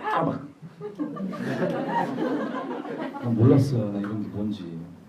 더 오바하고 막 더 깔락깔락하고 막 이러니까 주님께서 자꾸 이게 마음을 붙여주시는데 네가 지금 어느 순간부터 제가 하나님 사랑 때문에 하는 게 아니라 겉으로 볼 땐 아무도 몰라요. 똑같이 좋게만 봅니다. 와 열심히 했다. 근데 그 원인이 사람 마음 잘 보이려고 막 우러보고 이러는 거 보여주시는 거예요. 엄청 괴로웠습니다. 깨닫게 해주실 때. 더 나아가서는 죄송한 얘기지만 그 불특정 다수의 그 자매들의 마음 훔치고 싶어하니까 마음 어떤 걸로 종교라는 모양으로 예배, 기도, 전도 이런 걸로 저 그 조명에 있어서 진짜 저 떨어져 나갔어요. 실족해서 막 이렇게. 할렐루야. 주님은 의로우십니다. 주님만 의로우십니다. 그래서 겨우겨우 이렇게 해갖고 나는 정말 죽어마땅한 죄인이구나 해갖고 그 마음을 다시 키고 왔어요. 여러분 이게 바로 종교입니다. 종교. 이게 다른 사람 마음 훔치는 게 아니면 아주 원칙적으로 이런 것까지 될 수 있어요. 제가 힌두 지역에 갔습니다. 네팔에. 근데 네팔에 온갖 신들이 많잖아요. 그죠? 한 분이 그 마을 사람이 아침부터 아주 신심 있으신 분이 있어요. 종교에서. 그래갖고 뭐 더럽게 그 우상에다 뭐 자꾸 뭐 쌀 뿌리고 막 이러는 거예요. 막 준다고. 뭐 그런가 보다 하고 있었는데 이제 낮에 엄청 그 힘든 그 그지 같은 사람 있죠. 그지 같은 게 아니라 그지죠. 그지가 딱 지나가니까 이 사람 도와줬어요. 나 너무 궁금한 거. 어떤 마음인지 너무 궁금한 거예요. 신심이 있으니까. 물어봤더니 이게 어떤 마음으로 도와줬냐 그랬더니 이 사람이 대놓고 얘기합니다. 이걸 내가 도와줌으로써 내가 섬기는 신이 나한테 복 줄 거라는 거예요. 와. 그럼 겉으로 볼 때는 이 좋아 보이는 선행이 신을 사랑해서입니까? 하나님을 사랑해서입니까? 아니면 자기를 위해서입니까? 와, 다 이래요. 다 본질적으로 사랑하는 거. 너무나 끔찍하겠죠. 이게 바로 종교입니다. 근데 칭찬까지 받습니다. 사람의 이 높이는 이거. 자, 여기서 보니까 시편 50편의 17절에 교훈을 마음에 두지 않는다. 미워한다. 다시 얘기하면 이스라엘 백성의 종교적 모양이 다 있지만 하나님이 그 중심에 있지 않다는 소리입니다. 하나님이 중심에 있지 않고도 우리가 여지껏 말했던 대로 종교의 열심과 행위가 아주 넘쳐날 수 있습니다. 그게 지금 이스라엘 백성이 하고 있던 거예요. 그래서 본질적으로 죄악에 거하고 있으니까 그대로 종교 행위는 내 핑계거리 어떤 내가 죄질 수 있는 또 익스큐즈까지 돼요. 그래서 거하고 있습니다. 예레미야서 7장에는 주님께서 예레미야를 통해서 이렇게 얘기하십니다. 이 성전 안에 여호와의 성전 안에 사람들이 막 예배드리러 오니까 이렇게 얘기했어요. 너희가 이것이 여호와의 성전이라고 하는 거짓말을 믿지 말아라. 왜? 너희가 똑같이 간음하고 도적질하고 악독한 짓 하면서 이 안에 들어가고 나는 구원받았다고 네 입으로 말하느냐? 네가 그 입으로 말한 이유 자체가 뭐냐면 네 죄를 합리화하려고 한다. 여러분 지금 이게 이스라엘 백성이 하고 있는 모양입니다. 이해가 됐어요? 뭔지? 겉으로 볼 때는 종교의 모양이 있고 본질은 하나님을 이용해서 다른 사람이 나를 우러러보게 하려는 끔찍한 존재적 음란함 가운데 처해 있는. 그래서 계속 주님께서 돌아오라고 그러셨습니다. 그럼 하나님께서 우리가 어떻게 해야 되냐? 해보십시오. 시편 50편 5절에 보면 그 답이 나와 있습니다. 시편 50편 5절. 하나님께서 정의하신 성도입니다. 이르시되 나의 성도를 내 앞에 모으라. 곧 제사로 나와 언약한 자니라 하시도다. 아멘. 하나님과 언약을 맺은 자가 하나님 앞에 성도입니다. 언약을 맺은 자. 근데 무엇으로 언약을 맺어요? 제사로 언약을 맺은 자. 여러분, 이스라엘 백성이 지금 껍데기만 남아있지만 본래는 어떻게 된 줄 아세요? 하나님께서 원래 의도하셨던 이스라엘 백성의 제사는 지금 모양만 나와갖고 씨가 와갖고 떼하고 야 이거 대충 양 소잡고 피 쫙쫙 뿌리고 끝났냐 이렇게 가고 이러는데, 원래 하나님께서 의도하시는 제사는 이겁니다. 로마서 얘기한 대로 믿음으로 드리는 제사. 믿음은 내가 바라는 것들을 실제죠. 바라는 것들의 실제. 그러니까 믿음은 내 실체입니다. 실체. 믿음으로 제사를 드리는 게 하나님께서 원하시는 거예요. 그럼 믿음으로 제사 드리는 게 뭔지 한번 가보겠습니다. 여러분, 우리가 양을 데리고 옵니다. 보통 이스라엘 백성이면 데리고 와서 이 양을 데리러 이 성전에 나오는 이유가 뭡니까? 누굴 만나려고 나오는 겁니까? 거룩하신 그분과 끊어질까봐, 그분이 이 감당할 수 없는 죄를 없애려고 나오는 겁니다. 그래서 이 양을 데리고 나옵니다. 그 다음에 이 양 앞에 내가 내 죄를 쭉 전달합니다. 이때부터 갈등이 시작될 수 있어요. 죄를 막 전달할 때 솔직히 이제 여기서 내 죄를 숨기면 어떻게 됩니까? 주님 만납니까? 못 만납니까? 아, 헷갈리세요? 막 제가 이 죄를 낱낱이 다 전하는데, 만약에 나도 솔직히 이 얘기하면 주변 사람 얼굴 못 보겠다 싶은 민망한 죄악들이 있을 수 있어요. 우리 그게 반드시 주어져야 됩니다. 주님, 요걸 막 전가하는데 요거 밝히면 내 앞에 주변 사람 뭐 제사장이고 누구 들으면 아 쪽팔려서 이제 어떻게 살지? 이래갖고 몇 개 안 내뱉고 대충 이렇게 했다. 그러면 이미 이 사람은 하나님 못 만납니다. 왜냐면 하나님 이 죄를 숨기고 지금 사람을 두려워하고 있거든요. 하나님을 두려워하는 게 아니라 이 사람은 이미 하나님 못 만납니다. 하나님 만나러 온 게 아니에요. 그냥 껍데기 몸만 온 겁니다. 사람에게 잘 보이려고, 사람이 아직 주인입니다. 온 거예요. 근데 우리가 지금 얘기하는 건 정말 하나님을 경외해서 이 모든 죄악을 다 낱낱이 고백하고 진짜 목적은 거룩하신 하나님을 뵈려고 나온 사람들 예를 들어보겠습니다. 다 낱낱이 고해요. 그럼 양이 또 멀뚱멀뚱 있을 거 아니에요. 얘를 데리고 눈 앞에서 직접 이게 이제 이 번제를 드리기 시작합니다. 그럼 번제를 드리는 건 어떻게 드립니까? 대충 죽여야 되니까 이렇게 믹서기로 쫙 갈아서 끝내고 이런 거 아니죠. 성경에 나와 있는 대로 가죽 뺏기고 살 뜨고 내장 버릴 거 버리고 꺼낼 거 꺼내고 뭐 가를 거 가르고 피 모으고 뿌리고 다 그걸 일일이 다 합니다. 앞에서 내가 데리고 온 그 양을. 여러분, 그럼 이 양은 왜 이런 꼴을 당하는 거예요? 이 꼴을 왜 당해야 되는 거예요? 무엇 때문에? 누구 죄입니까? 내 죄 때문에 이 꼴을 당하는 겁니다. 그럼 믿음으로 드렸다면 이건 양이 아니라 나예요. 나. 믿음으로 드렸다면. 근데 이스라엘 백성은 믿음 없이 어떻게 드리고 있냐면 해야 되는 거니까 십자가 빨리 해봐 이러고 있는 거예요. 근데 본질적으로 얘기하면 믿음으로 드리니까 나의 죄를 눈앞에서, 그럼 상상을 해보세요. 여러분 혹시 뭐 애완동물 이런 거 키우세요? 애완동물 필요 없어. 같은 뭐 속옷 이게 잡아 보였어요? 그런 거 눈앞에서 잡는 거예요. 실제 이렇게. 그러면 내게 이거 믿음으로 드린다면 이게 죄 때문에 이런 건데, 하나님께서 거룩하시고 공의로우시기 때문에 죄랑 섞일 수 없기 때문에 이런 일이 필요한 겁니다. 하나님의 죄에 대한 엄연한 심판이십니다. 그래서 이걸 믿음으로 드리면 하나님의 경외함이 심령 가운데 생깁니다. 이분이 얼마나 두려우신 분이신지, 얼마나 거룩하신 분이신지 심령 가운데 새겨집니다. 근데 거기서 그치지 않고 이 거룩하셔서 공의로우셔서 나랑 죄인이 나랑 섞일 수 없는 그분이 나랑 함께 하시고 나를 사랑하셔서 나 대신 이 양을 잡으시는 거예요. 이 믿음으로 제사를 정말 드렸다면 하나님을 경외함 뿐만 아니라 하나님의 사랑과 자비까지도 심령 가운데 새겨지게 되어 있습니다. 하나님께서 제사를 드리라고 하는 근본적 이유는 이 마음을 우리 가운데 주고 싶어서 드리라고 그런 겁니다. 여러분 시편 51편 가보겠습니다. 다윗이 밧세바를 범한 다음에, 그 끔찍한 죄악을 범한 다음에 이렇게 고백합니다. 16절, 주는 제사를 즐겨 아니하시나니 그렇지 않으면 내가 드렸을 것이다. 주는 번제를 기뻐 아니하시나이다. 아니 그 끔찍한 죄 져놓고 지금 막 회개하는 사람이 뭐래요? 주님이 번제를 기뻐한다 안 기뻐한다? 그걸 기뻐하지 않는데요. 그럼 뭘 원하시냐? 그 다음 절입니다. 17절. 하나님께서 구하시는 제사는 상한 심령이다. 하나님이여 상하고 통회하는 마음을 주께서 멸시치 아니하시리로다. 여러분 다윗이 하나님의 마음에 합한 자입니까? 아닙니까? 하나님의 마음을 아는 자죠. 하나님의 그 깊은 마음을 알아서 그 끔찍한 죄악 다음에 회개하는데 뭐라 그러냐면 하나님은 번제 이 제사 이 껍데기를 요구하시는 게 아니라 이걸 통해서 아까 우리가 얘기했던 믿음으로 드리면 심령 가운데 나오게 되는 경외함과 사랑, 통회하는 심령, 겸비한 심령, 이것을 주님께서 원하신다. 주님이 이걸 이렇게 얘기하는 거예요. 그래서 이스라엘 백성이 아무리 똑바로 된 예배 모양을 다 갖췄다 할지라도 믿음으로 드린 제사가 아니라서 심령 가운데 이 말한 이 열매가 맺어지지 않는다.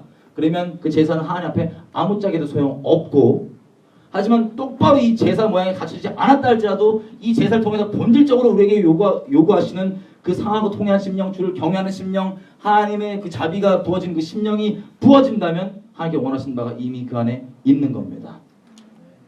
아멘. 그걸 원하시는 거예요, 우리한테. 이걸 좀 더 자세하게 얘기해 보겠습니다. 자, 이 제사 있죠? 믿음으로 드리는 제사. 믿음은 실제이기 때문에 이 제사로만 언약이 맺어져요. 잘 보세요.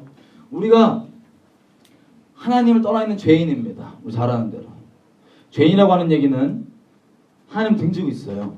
세상을 추구하는 것, 죄를 추구하는 게 내 인생의 목적이에요. 죄인들에게. 인생의 목적이라고 얘기하는 건 모든 걸 다 동원해서 최종적으로 내가 하고 싶은, 추구하고 싶은 그것, 모든 걸 다 동원했어. 모든 것을 합력하여서 내가 이루고 싶은 그것, 이게 인생의 목적입니다. 그러면 죄인들에게는 죄를 추구하고 세상을 추구하는 게 인생의 목적이기 때문에 하나님의 자비하심과 인자하심까지도 무엇에 핑계거리냐면 자기 죄의 핑계거리에 불과하게 됩니다. 모든 것을 다 동원해서 자기가 결국에 추구하고 싶은 건 죄예요. 근데 보십시오. 하나님이 이런 우리를 잘 아시죠? 이런 우리 죄성에는 답이 안 납니다. 어떻게든 하나님을 두는 걸 마음에 원치 않는데 이 죄성의 결론은 죽음이 아니고는 이게 해결되지가 않습니다. 아무리 기도 많이 하고 아무리 말씀 많이 보고 아무리 봉사 많이 하고 교육을 아무리 많이 받아도 절대 이건 안 바뀝니다. 뭘로만 바뀌냐? 주님께서 이뤄놓으신 공로를 내가 믿음으로 받아들일 때만 바뀔 수 있습니다. 이렇게 어떻게든 악자같이 우리 세상에서 보면 청년들 맨날 상담하면 비슷해요. 어떻게든 죄를 더 추구하고 싶은데 이게 막 이게 걸리니까 자꾸 이건 되냐 저건 안 되냐 막 이런 거 물어보는 게 주로 상담입니다. 네, 상담을 해봤더니. 근데 여기에 답은요. 어떻게든 주님 아닌 다른 것으로 추구하기 원하는 끔찍한 우리를 하나님께서 이미 아시고 우리를 위해서 아들을 내어주셨습니다. 자기 아들의 생명값을 치러주셨습니다. 그게 하나님의 우리를 사랑하신다는 증거입니다. 우리가 아직 죄인 되었을 때 주님께서 우리를 사랑하신다는 그 증거를 세워놓으셨죠. 그 사랑이 실제이기 때문에 내 감정을 초월해서 역사의 객관적 사실을 그걸 믿기로 결정하고 주님 앞에 따라오는 것. 세상을 향할 때는 주님이 엄청 부담스러울 수밖에 없습니다. 왜요? 나는 존재가 죄인인데 존재가 하나님을 내 중심 가운데 두는 것을 원치 않습니다. 또 존재가 생명 다해서 죄를 사랑합니다. 보통 청년들이 하나님을 생명 다해 사랑하십시오 그러면 물어보는 게 이거더라고요. 어떻게 하는 게 생명 다해 사랑하는 겁니까? 저와 여러분이 어떻게 생명 다해서 죄를 추구하고 싶고 나를 추구하고 싶은지 그걸 생각해 보면은 생명 다해 사랑하는 게 뭔지 금방 알 수 있습니다. 그 대상을 바꾸는 겁니다. 이렇게 악자같이 하나님을 이렇게 이용해 먹고 들여둔 우리를 이미 자기 아들을 십자가에 못 박으시면 사랑을 증거하셨기 때문에 하나님께서는 사랑을 완성하셨습니다. 이거보다 더 큰 사랑이 없습니다. 근데 여기서 완성했다고 끝나는 게 아닙니다. 언약이라고 하는 건 흔히 쉽게 얘기하면 결혼관계입니다. 결혼관계. 하나님은 이스라엘과 결혼했다고 보시죠? 우리가 예수를 믿는다고 하는 것도 예수님께서 새롭게 갱신하신 그 언약에 참여하는 겁니다. 믿음으로. 이 결혼관계에 양가가 이제 합의를 해야 될 거 아니에요. 그죠? 하나님께서는 이미 정하시기를 맹세하시기를 내가 너를 생명 다해 나 생명보다 너를 더 사랑하겠다고 딱 증거를 내주셨어요. 근데 이걸로 끝나는 게 아닙니다. 이게 완성되려면 나도 똑같이 내 제사로 사랑을 완성해야지만 그때부터 언약관계가 들어갑니다. 내 제사는 잘 아시는 대로 십자가죠. 내 십자가 내가 생명 다해 사랑하던 그것을 내가 생명 다해 사랑하는 존재를 하나님으로 바꾸기를 결정하는 것. 마음으로. 여러분 사랑은요 마음의 결정입니다. 감정은 그 이후에 나올 수도 있는 거고 옵션적인 겁니다. 마음의 결정이 사랑입니다. 주님께서 우리를 그렇게 사랑하시고 마음을 작정하시고 우리가 그분을 구하지 않을 때도 그렇게 찾아오셨죠.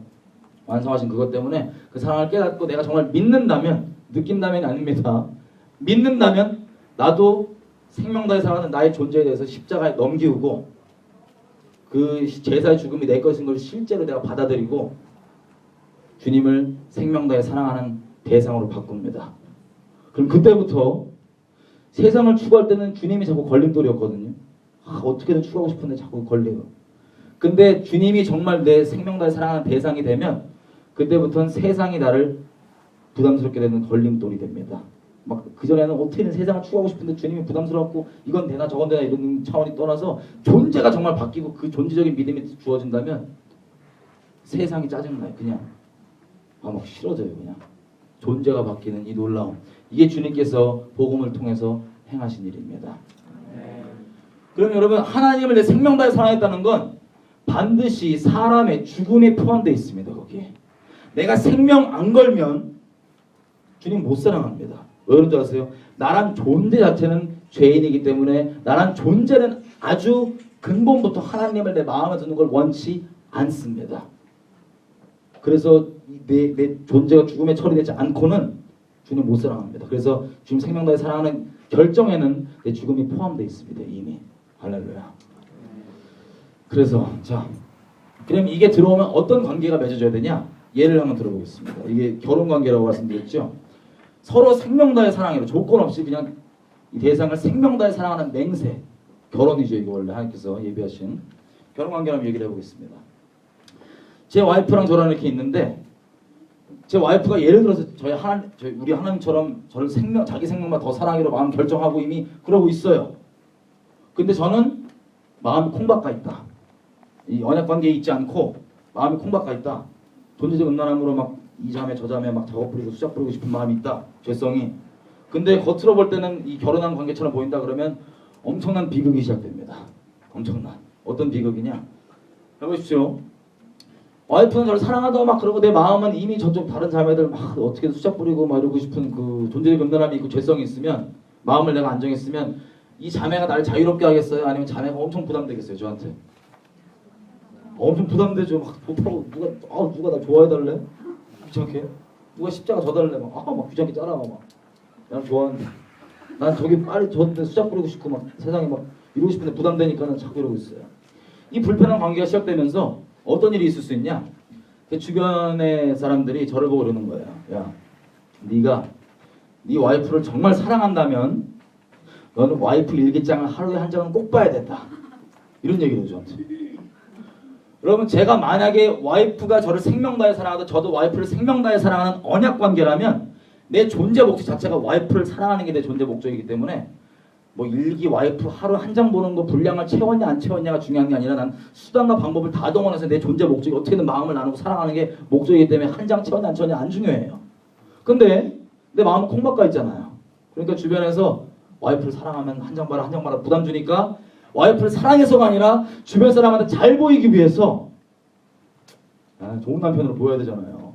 그래서 한 장 읽기로 마음 먹습니다. 엄청 부담입니다. 한 장 읽기로 마음 먹으니까 기쁜 거예요? 부담이에요? 이런 마음이면 엄청 부담이에요. 한 장 읽어주자. 그래. 그래갖고 다음날부터 딱 출근해갖고 와이프한테 자 오늘 의무 시작 표 한 장. 자 가나다라 가봐서 저 아무 의무도 상관없고 그냥 한 장 다 읽는 거 떼우는 게 다예요. 가나다라 가봐서 왜 이렇게 기냐 이번 장은 쭉 읽어. 근데 만약에 제가 생명 다해 사랑하는 언약 관계에서 이 일기를 본다면 이런 마음이었구나. 이런 마음이었어. 이렇게 봐야 되는데 의무상 지금 나와갖고 한 장 봐야 된다니까 나 다른 사람 때문에 온 거야. 이렇게 한 장 펴봐. 자 가나다라 가봐서 어쩌고저쩌고 의미는 전혀 모르겠지만 어쩌고저쩌고 아이고 왜 괴롭냐. 자 다 끝났지? 오늘 할 거 다 했지? 나 간다. 이러고 또 프리하게 막 자매들이랑 막 놀고 막 밖에 나가서 나 할 거 다 했으니까 이러고 있는데 또 부담을 줘요. 누가? 주변 사람들이 와갖고 뭐라냐면은 야 네가 네 와이프를 정말 사랑하면 와이프랑 하루에 1시간 대화를 꼭 해야 돼. 세상에 부담. 내가 생명 다해 사랑하는 언약 관계라면 하루에 1시간 이거 문제예요 아니에요? 하루에 1시간을 똑바로 다 채우냐 안 채우냐도 중요하지 않고 내 존재의 목적은 어떻게든 사랑하는 거고 마음을 알콩달콩 나누는 거기 때문에 이게 안 중요합니다. 어떤 방법으로든 그게 내 존재 목적이기 때문에.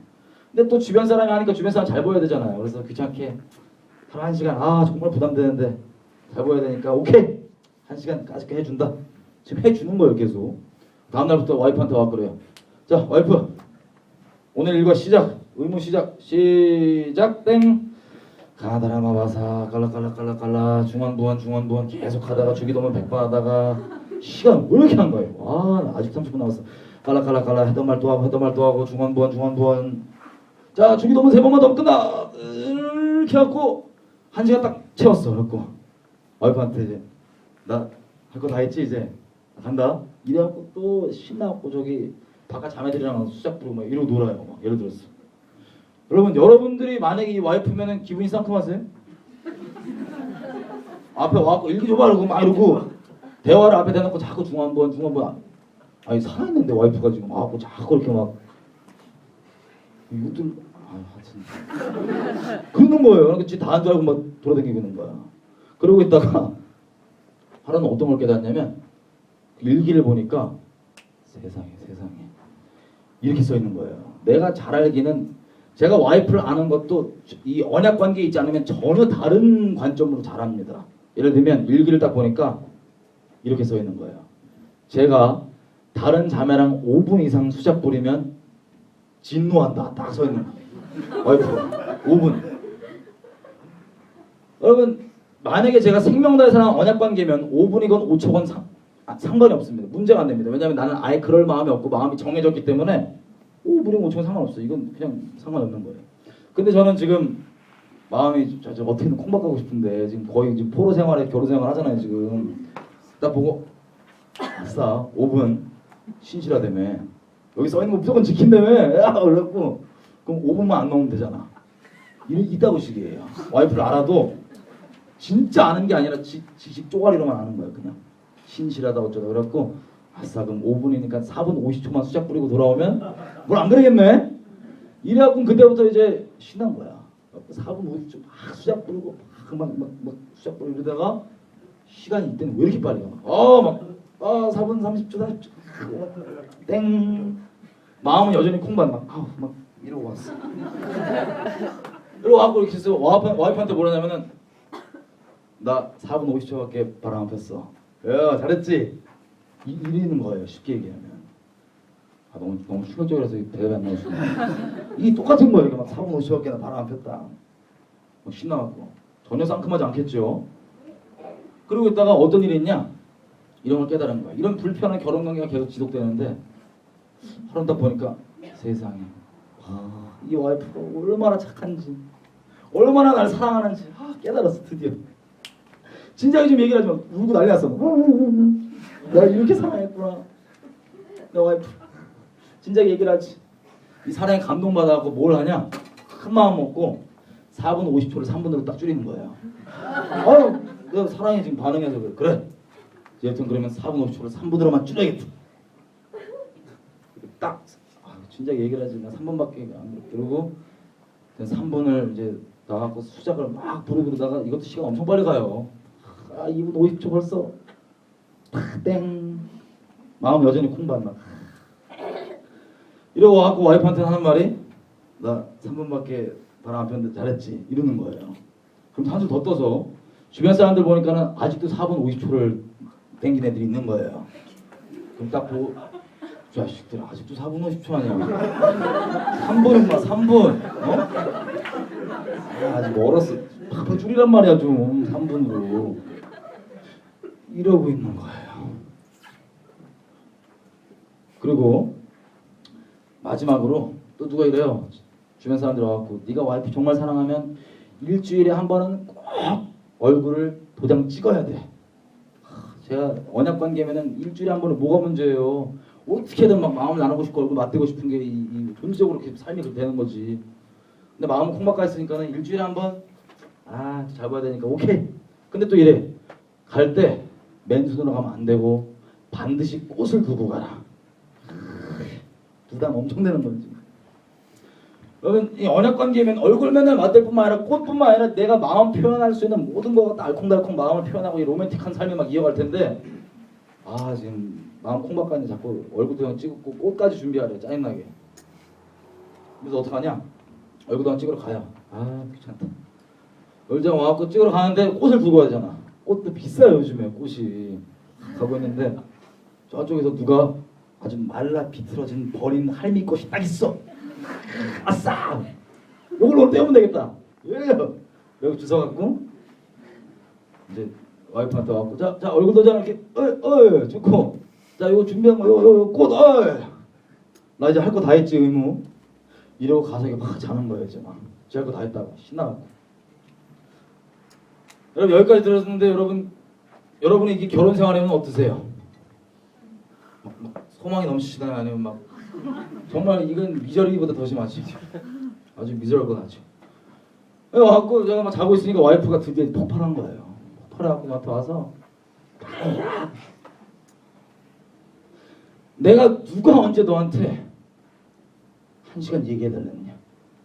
누가 너한테 내 일기책 한 장 봐달랬냐? 누가 3분으로 줄이고 누가 꽃 달라고 누가 얼굴 찍어달라고 그랬냐? 내가 너한테 바라는 게 그건 줄 아냐? 난 네 마음밖에 원하는 게 없다. 이렇게 울면서 얘기를 하는데 제가 뭐랬냐면은 이 패드가 미쳤나? 일기 하루에 한 장 읽어주지. 1시간 대화해주지. 얼굴 도장 찍어주지. 3분으로 줄여줬지. 꽃 주지. 뭘 더 바라는 거야 나한테? 귀찮게 시리. 여러분 이 불편한 관계 있죠? 이게 성경에서 계속 얘기하고 있는 이스라엘과 하나님의 관계입니다. 지금 우리의 관계일 수도 있고요. 우리 주님은 살아계신 분이십니다. 이건 느낄 거 다 느끼시고 마음 있으신 분이시고 우리를 만드신 이유가 그 마음을 나누고 싶으셔서 우리를 만드신 분이십니다. 여러분 디모데서 1장에 보면요 이런 말씀이 나옵니다. 법은 선한 자들을 위해서 있는 게 아니라 악한 자들을 위해서 있는 거라고 나와 있습니다. 악한 자들. 예를 들면 이런 겁니다. 법을 지키며 산다는 건 법이 이렇게 있잖아요. 그러면 이거 안 어기려고 이렇게 막 그 외줄타기 하듯이 막 턱걸이하고 이렇게 사는 거는 틀립니다. 만약에 선한 사람들이 모여만 산다. 선한 사람들이 그러면 불가능하지만 선한 사람들이 모여 있잖아요. 그러면 법이 필요 있습니까 없습니까?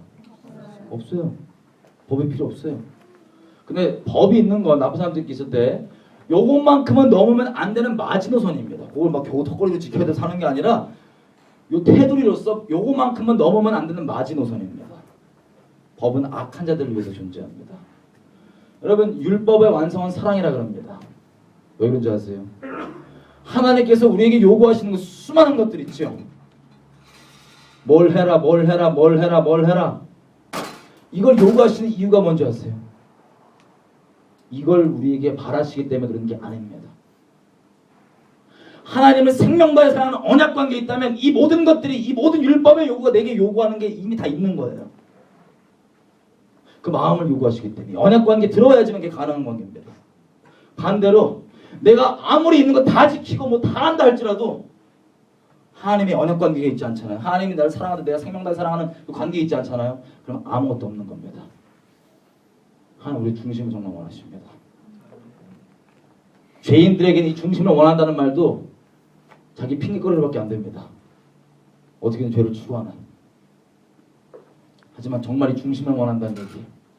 하나님이 우리를 생명 다해 사랑하는 그것을 십자가로 증거하듯 나도 내 십자가 지지 않으면 여러분 십자가는 단번에 지는 겁니다. 4일 동안 제가 이걸 쭉 우리의 일상 가운데 어떻게 실제로 동행할지를 아주 자세하고 실제로 이렇게 나눌 겁니다. 제사는요 단번에 지는 겁니다. 이 언약관계가 왔다면 주님은 우리에게 부담이 아니라 엄청 자유함이시고 엄청 기쁨이고 이분에게 목하다 한다리 세상은 싫고요. 그리고 사람이 말하는 평판 신경 안 쓰고요. 이걸 종교적으로 기준으로 이걸 지켰냐 안 지켰냐 이런 것도 중요하지 않습니다. 그 정말 언약관계에 있는 자들은 살아있는 관계인 겁니다. 이게 바로 요한복음 17장에 보시면 예수님께서 이렇게 얘기합니다. 영생은 하나님과 그의 보내신 자를 아는 것이다. 안다고 하는 건 이 히브리 사람들에게 잘 아신 대로 안다고 하는 개념이 이런 거예요. 아담이 하와를 알면 애가 생깁니다. 안다는 게 이제 언약 관계에서 그 깊은 친밀함. 이 생명다의 사랑 언약 관계죠. 이 둘만 누리는 깊은 친밀함으로 존재를 서로 아는 것. 이걸 안다 그럽니다. 그래서 영생이라고 하는 건 그 히브리 사람들이 안다는 개념은 물론 헬라어긴 하지만 어떤 개념이냐면 이 언약 관계에서 주님이 날 사랑하든 나도 주님을 사랑하기로 마음 정해서 영원토록 알콩달콩 사랑하는 이 관계. 이걸 바로 영생이라고 합니다. 영생은 살아있는 관계입니다. 하나님과의 관계도 살아있는 관계입니다. 내 중심은 여전히 죄를 향하고 여전히 죄악에 머물고 죄를 좋아하면서 이 주서들은 이 종교 공식 몇 개 가지고 입에 이빨린 소리 하면서 이스라엘 백성처럼 죄악 가운데 거하면서 야 구원 받았다며 입술 이고 고백하면 구원이라며 이러고 있으면 주님과 전혀 상관없는 삶인 겁니다. 이해되세요? 뭐든지. 그래서 중심이 바뀌었으면 이렇게 됩니다. 하나님을 정말 생명 다해 사랑하고 거룩하신 그분을 쫓기로 하는 거예요. 이렇게 가면 세상에 대해 걸림이죠. 죄를 사랑하는 그 대상을 죄에서 하나님으로 바꾼 겁니다. 이렇게 가다가 잠깐 실수로 참 이거 애매한 얘기인데 만약에 넘어졌다 죄. 그럼 어떻게 됩니까? 어떻게 됩니까? 죄에 넘어지면 이 살아있는 언약 관계에 가다 죄에 넘어지면 어떻게 됩니까? 물론 애시당초는 아예 죄질 마음도 없고 100% 주님 사랑하기로 마음 정했기 때문에 걸어가지만 혹시 실수나 이런 것들로 넘어졌다 그러면 다시 바짝 일어나서 주님을 향해 걸어갑니다. 근데 반대로 여전히 죄가 목적이고 죄가 주인인 사람들은 어느 정도 어설프게 하다가 넘어잖아요? 그러면 진리가 아니라 사단이 하나만 그대로 믿고 그래 나 어차피 그래 그래갖고 죄악 가운데 머물고 사랑한다며 자비롭다며 하나님의 자비와 사랑을 내가 죄의 핑계거리 삼는 것. 하나님과의 관계는 방향을 보면 알 수 있습니다. 하나님은 완벽주의자가 아니십니다. 우리한테 종교적으로 완벽한 이런 걸 요구하시는 게 아니라 정말 중심을 요구하시는데 그 중심이 있다면 주님께서 알아서 주의 그리스도의 날까지 점과 흠 없이 다 우리 영혼 육을 정결케 하시면서 인도해 가십니다. 그것도 어떤 종교인으로 만드는 게 아니라 정말 곳곳에서 일상에서 예수님처럼 주님을 모르는 자들에게 생명의 통로가 될 수 있는 그런 아주 자연스러운 하나님의 생명 그 통로로 삼으십니다. 이게 주님께서 우리에게 원하시는 겁니다. 여러분 흔히 쉽게 얘기하면 이 살아있는 관계 있잖아요. 이 언약 관계. 이게 바로 영생이고 이게 바로 구원이라 그러는데 이 살아있는 관계를 이해하기 위해서 신학이나 교리나 이런 것들로 많이 이 살아있는 관계를 퍼즐처럼 얘기해 놓습니다. 예를 들면 이 성화 부분을 좀 더 얘기해 볼게요. 중심이 돼 있잖아요. 그러면 A란 자매가 있고 B란 자매가 있습니다. 막 예를 들어서 A란 자매는 우리 눈에 볼 때 정말 세속적이에요. 막 미스커트 길고 그 채널 아니면 거지 백글 송백 이런 거 막 완전 예를 들면 어떻게 예를 들지 모르겠어요. 막 인조인간이고 막 난리 나서 지금 바벨론 이렇게 예를 들어서 A란 자매예요. 이게 우리 눈에 볼 때는 세상에 저 지옥 간다 딱 이거야. 우리 눈에 볼 때. 근데 B란 자매였어. B란 자매. 이 자매는 우리가 볼 때 우리가 갖고 있는 종교적 기준으로 전혀 걸림이 없어요. 큐티 꼬박꼬박하지. 아침마다 맨날 그 새벽기도 안 빠지지. 봉사하지. 성경 말씀 잘 알지. 근데 만약에 A라고 하는 B 자매, 이 세속 자매, 요 교회 자매, 요 둘이 있는데 만약에 중심이 A란 자매가 하나님을 향해 가고 있잖아요. 정말로 연약관계 하나님을 향하고 있잖아요. 그럼 주님께서는 이 A란 자매에게 아무 말도 안 하십니다. 이 살아있는 관계 가운데 정결케 하시고 알아서 이렇게 주님이 주체로서 이 사람 주체가 말고 바꿔가시고 바꿔가시지만 이미 주님을 사랑하는 마음 정했기 때문에 세상을 점점 미워합니다. 이해되세요? 근데 만약에 B라는 자매가 우리 눈에 볼 때는 전혀 문제가 없는 아주 요거 이렇게 막 큐티 잘하고 요 교회 자매인데 만약에 중심으로 주님을 향하고 있지 않다. 주님과 전혀 상관없는 사람입니다. 이해되세요? 뭔지? 주님은 그 중심을 보십니다. 근데 자, 구원론, 성화론 이런 이 살아있는 관계 여기 다 포함되어 있는 거예요. 이 관계를 증거하기 위해서 퍼즐 조각처럼 이렇게 이 교리나 신학 지식들이 있잖아요. 여러분 이 관계가 실제 있다면 그 다음부터 이것들은 어떻게 됩니까? 초등학문입니다. 이 얘기하면 신학자들 엄청 싫어해요. 목사님도 엄청 싫어해요. 바울이 그렇게도 얘기하는 초등학문입니다. 아까 얘기했다시피 이 사랑의 모든 이 율법의 완성이라고 얘기하잖아요.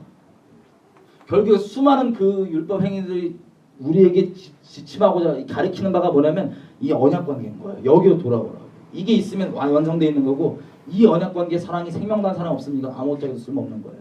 그래서 볼게요. 이 살아있는 관계로 왔다. 그러면 구원, 뭐 성화 다 포함돼서 살아있는 관계로 가는데 이런 겁니다. 예를 들어서 제가 연애를 한 번도 안 해본 사람이에요. 예를 들어서. 근데 뭐만 했냐? 연애를 공부만 이빠이 했어. 공부만. 책으로. 모든 케이스 다 알아. 머릿속에. 뭐 데이트 초반에 손을 어떻게 잡아야 다 알아맞죠. 근데 실제는 안 해봤어요.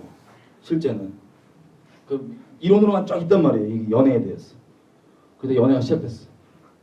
이제 자매 만나고 이제 데이트를 하는데 손을 이제 잡아야 되니까 이렇게 제가 배운 바는 뭐냐면 이론적으로는 눈을 계속 5초 이상 쳐다본다. 그다음 3초 이상 이렇게 개슴체를 쓰면 성공. 일단 3초 이상 개슴체래. 그다음에 이렇게 쭈삣쭈삣하고 이렇게 어깨 손을 이렇게 신호 한번 주고 이렇게 해야 된다. 이렇게 손을 잡는다. 이게 제가 배운 바예요. 예를 들면. 여러분 실제 연애하는데 누가 앞에 서갖고 이렇게 계속 눈을 이렇게 쳐다보고 이렇게 어깨 흔들고 이렇게 하면은 이게 맨정신이 아니에요. 얼마나 웃겨요 이게. 본론은 뭐 손을 잡는 거 이렇게 깝깝해갖고 자매가 보고 있다 잡아줘. 아야 잡아줘. 나 성공한 줄 알고 내 방법 때문에. 방법 때문에 된 게 아니에요. 자매가 깝깝해 잡아준 거야 그냥 이렇게. 그래갖고 이제 하는데 얼마나 웃기겠어 이론으로만 있으면. 근데 그리고 자매가 그냥 본질은 손 잡는 게 목적이니까 자매가 잡아준 건데 그것도 모르는데 방법이 된 줄 알고 자꾸 이렇게 막 주변에서 그 다른 커플 보니까 어떤 남자애가 눈을 5초도 안 하고 1초 딱 주고 딱 잡아버리는 거야. 1초 딱 보고 딱 잡아버려. 어깨는 안 흔들고. 근데 뭐라냐면 저 이단이야 저.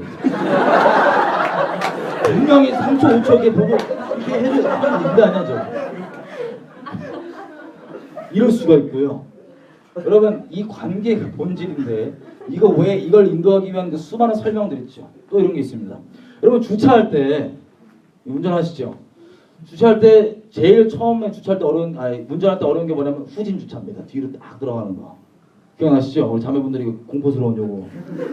이걸 하는데 우리가 이제 운전을 막 하면 쉽게 합니다. 이제 일상 가운데. 삶으로 그냥 하는 거예요. 실제로. 행하기 때문에. 근데 이걸 누구한테 거꾸로 차를 이렇게 주차하는 거를 말로 설명하려면 내가 말로 완벽하게 설명할 수 있어요? 없어요? 설명 안 해보셨구나. 운전 안 가르쳐 보셨구나. 내가 하면 뒤로 그냥 쑥쑥 하고 가으로 이렇게 쑥 하면 되는데 누구한테 말로 설명하고 특별히 말을 떠나서 내가 이 글로 써주려고 하면 이거 어려워요, 쉬워요. 이 글로 완전히 이게 설명이 돼요, 안 돼요? 안 되죠. 어느 정도 이 실제 이 뒤로 지가 행하는 그것을 이해할 수 있게 어떤 가이드 역할을 할지 몰라도 그걸 있는 그대로 얘기 못 해요. 자기가 해야 되는 거예요. 이게 실제예요. 이게 뒤로 하는 게. 근데 갑자기 이 사람 또 이 실제 하는 건 이건 둘째고 이 언약 관계는 둘째고 이 배운 거 이 지식대로가 딱 우선이니까 이 실제를 증거하는 시킨 대로 하는 거예요. 딱. 자, 3초 악셀을 딱 밟고 그다음에 브레이크 걸고 세 바퀴 딱 돌리고 딱 돌리는데 막 차 옆에 끼익 대는데 나는 무조건 배운 대로 해야 되니까 끼익 대는 또딱 끝나고 터미네이터처럼 이렇게 딱 닭개 부수면서 이렇게 간다. 이게 얼마나 코미디예요 이게. 여러분 이 웃긴 일 같죠? 예배당 안에서 다 알고 있어요. 죄송한 얘기지만 이 얘기들 실제로 좀 할 겁니다. 계속. 얼마나 코미디예요. 더 나가면 이거야. 방주 있죠. 노아의 방주. 이런 얘기 듣는 게 재밌어. 노아의 방주가 있잖아요. 방주를 타요. 방주 우리 구원의 상징이죠. 예수 그리스도. 방주를 타려면 어떻게 됩니까? 세상을 떠나야 돼요. 육지를. 떠나야지만 탈 수 있어요. 그게 본질이에요. 타갖고 막 가. 근데 문제가 뭐냐면 나는 방주를 타기 전에 잘못 알고 있는 게 있었어요. 뭐냐? 이거 뽕나무로 만든 줄 아는 거야. 뽕나무로. 뽕나무 이렇게 탁 타고 가고 이제 노아 형이랑 막 가다가 형 뽕나무가 튼튼하다 했더니 노아 형이 야 이 뽕나무 아니야. 이거 잣나무야. 이러면 그때 아 잣나무야? 이렇게 되죠. 여러분 내가 뽕나무로 잘못 알고 있었던 게 문제가 됐습니까? 안 됐습니까? 노아 방주 타는데 안 됐죠? 근데 어떤 분들은 방주 안 타고 계속 잣나무라고 해요. 타 있는 사람한테 뽕나무라고 하는데 저건 왜 뽕나무 잣나무라 이거야. 잘하는 거 좋죠. 이거는 넓이가 막 사이즈 이만하고 몇 년 걸렸고 쫙 얘기하는데 안 타. 다 아는데 안 타요 이걸 자꾸. 안 타고 계속 이것만 이렇게. 그럼 이 형 나중에 홍수 나면 어떻게 돼요? 여러분 이게 우리 일상 가운데 실제 하는 일들입니다.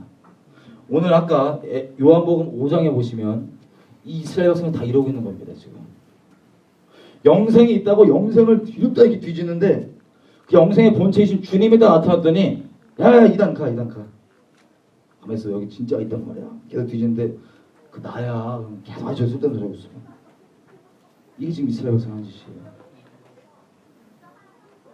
더 놀라운 건 세례 요한이 그 실제 증거인 예수 그리스도를 증거해왔고 그것도 기뻐했음에도 불구하고 실제 언약관계는 안 나온 사람들이 수록하는 거지 성경에서. 하나님께서 본질적으로 원하는 이것. 너무 부담되세요? 아주 심플합니다. 주님은 심플하신 분입니다. 복잡하신 분이 아닙니다. 어지러우신 분이 아니십니다. 내가 어떻게든 죄를 더 추구하고 죄를 어떻게든 사랑하는 마음을 놓지 않으면 복잡하게 보일 뿐입니다. 왜냐하면 좀 더 추구하고 싶으니까. 어떻게 이건 핑계가 될까? 5분이니까 4분 50초, 55초 이겁니다. 더 쉽게 얘기하면. 이 종교행위들. 이사야서 1장에서부터 우리가 쭉 봤던 부분들 있죠? 그것도 결국에 미가서 6장 6절에서 8절 얘기한 것과 똑같습니다. 주님은 일상에서 우리와 동행하기를 원하십니다. 아모스서 3장 3절은 이렇게 얘기합니다. 두 사람이 마음이 합해지지 않고는 어떻게 동행할 수 있겠느냐.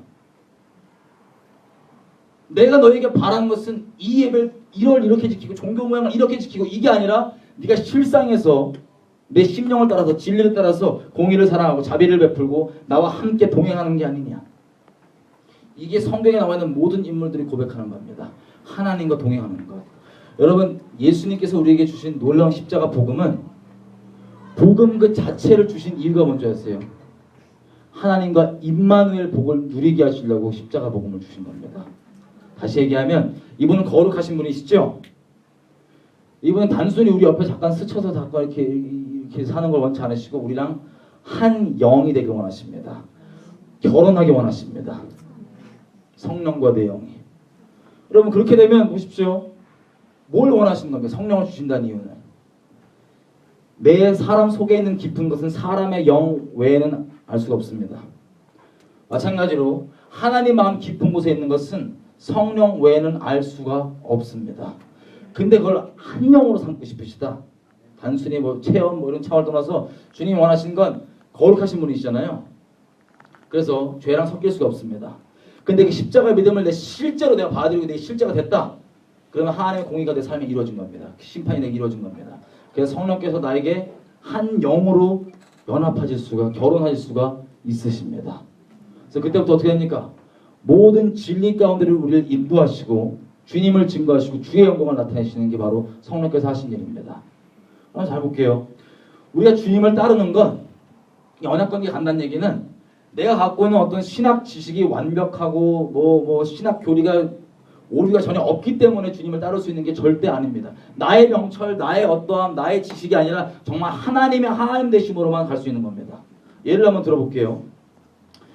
여러분 만약에 여러분한테 누가 와서 유대인만 구원받고 이방인들은 구원 못 받는다라 그러면 이 사람 맨정신이 아니에요. 우리 따지면 쉽게 이단이 아니에요. 왜 이렇게 조심스러워하세요? 이렇게 잡아가는 것도 아니고 왜 조심스러워하세요? 만약에 제 옆에 서갖고 유대인만 구원받고 유대인 아닌 사람 구원 못 받아 이러면 저렇게 이단이잖아요. 그죠? 말도 안 되는 소리를 하니까. 여러분 이 이단 사설을 베드로 형이 막 외치고 다녔습니다. 초대교회가 사도행전에 나오는 엄청 외치고 다녔습니다. 너무 시험받게 하는 거 아니죠? 잘 보세요. 유대교인들 그때 그 당시 때 제자들의 교리에는 신학 교리에는 유대교 신학은 이방인들은 상종하면 안 돼요. 더러워서 안 돼. 지옥 될 감들이고 상종하면 안 되고 마찬가지예요. 이 신학적 패러다임이 딱 막혀 있을 때 주님께 환상을 딱 여십니다. 베드로한테. 어떤 환상이에요? 보자기 딱 떨궈갖고 요 유대교적 신학으로는 먹으면 안 되는 가증한 동물들 딱 뿌려놓은 다음에 먹어라 딱 이래요. 베드로가 뭐라 그럽니까? 주여 그럴 수 없나이다라 그럽니다. 여러분 그러면 베드로는 지금 이 문제에 있어서 베드로가 주님이에요? 주님이 주님이에요?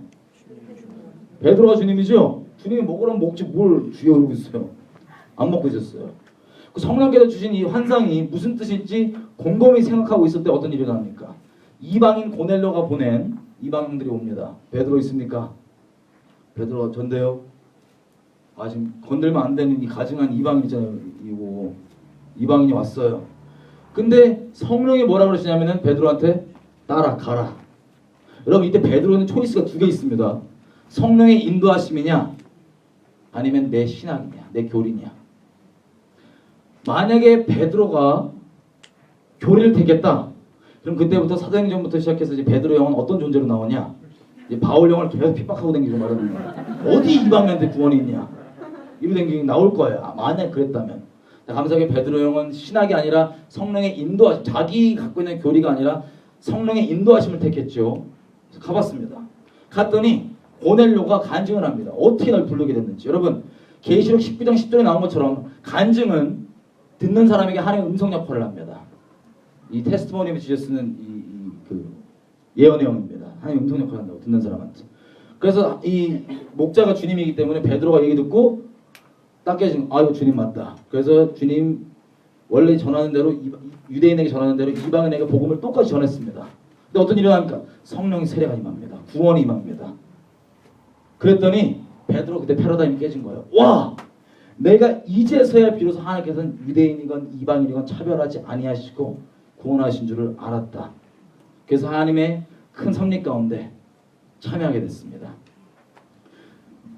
초대교회도 마찬가지였죠. 초대교회에 아까 얘기한 것처럼 이 율법의 본질 있죠.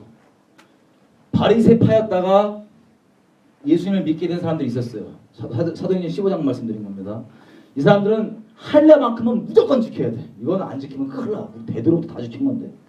그렇게 막 이러고 있는데 갑자기 이방인들에게 할례를 줄까 말까 논쟁이 나왔잖아요. 그때 전체를 보시면 성령께서 대화를 인도했다고 되어 있습니다. 대화를 쭉 인도하고 패러다임을 온전히 하나님 원하신 대로 바꿔놨던 베드로와 이 간증들을 쭉 사도들의 간증을 듣고 최종 야고보가 결정을 내립니다. 성령과 우리는 이것이 가능하기로 정했는데 오직 예수 그리스도만 구원받는다. 믿음으로만 구원받는다. 그냥 그러시군요. 이때는 엄청난 패러다임이었어요. 우리 당연한 소리 왜 이렇게 하는데 말씀드리고 싶은 건 뭐냐면 성령의 인도하심을 받느냐 아니면 내 명철 내 의지를 사느냐. 여러분 마지막 때 지금 원래도 그렇지만 주님과 살아있는 관계로 동행 못하면 주님 못 따라갑니다. 맨날 잣대로만 어떤 종교적 잣대로만 주사 들은 대로만 주님을 보고 그러면 듣는 대로 헷갈리고 이 사람 이렇게 얘기하고 저 사람 저렇게 얘기하고 이게 맞는지 모르겠고 이건 이단이라고 저건 뭐라고 못 따라갑니다. 주님은 하나님과 살아있는 관계, 이분은 우리를 모든 진리 가운데로 인도하시는 분이십니다. 혹시 생각할 수도 있어요. 만약에 그분께 내 인생을 드렸는데 나는 다른 잘못된 길로 인도하면 어떡하냐? 그건 믿음의 문제입니다. 그분이 나를 위해서 아들을 내어주신 게 정말 사실이라면 내가 이분께 전적으로 인생을 통째로 맡겼을 때 이분 나쁜 길로 인도하십니까? 좋은 길로 인도하십니까? 믿지 못하면 삶을 못 드립니다. 전적인 믿음으로 시작된 이 삶은 잘 보십시오. 내가 이 끔찍한 죄인이 죄가 파악되면 죄의 삭은 사망이거든요. 내가 느껴지건 안 느껴지건 법에 그렇게 써 있으니까. 우주의 절대적인 법에. 그럼 이 사망을 내가 받을 수밖에 없는데 예수님께서 나를 대신 받아주신 거예요. 이걸 믿음으로 내가 받는다면 이건 좀 며칠 있다 다시 얘기할 거지만 바울이 이렇게 고백하죠. 내가 그리스도와 함께 십자가에 못 박혔다. 근데 못 박혔는데 막 돌아다니잖아요. 못 박혔는데 내 육체 가운데 살고 있지만 뭘 사냐? 하나님의 아들을 믿는 믿음으로 산다. 여러분 복음은 또 이렇게 얘기합니다. 복음은 하나님의 의가 나타나서 믿음에서 믿음에 이르게 한다. 계속해서 믿음에 이르게 한다. 내 안에 있는 그 새까만 얼굴 있죠? 죄성. 예전에는 걔가 우리 주인이었어요. 걔가 하는 말을 내가 벗어날 수가 없었습니다.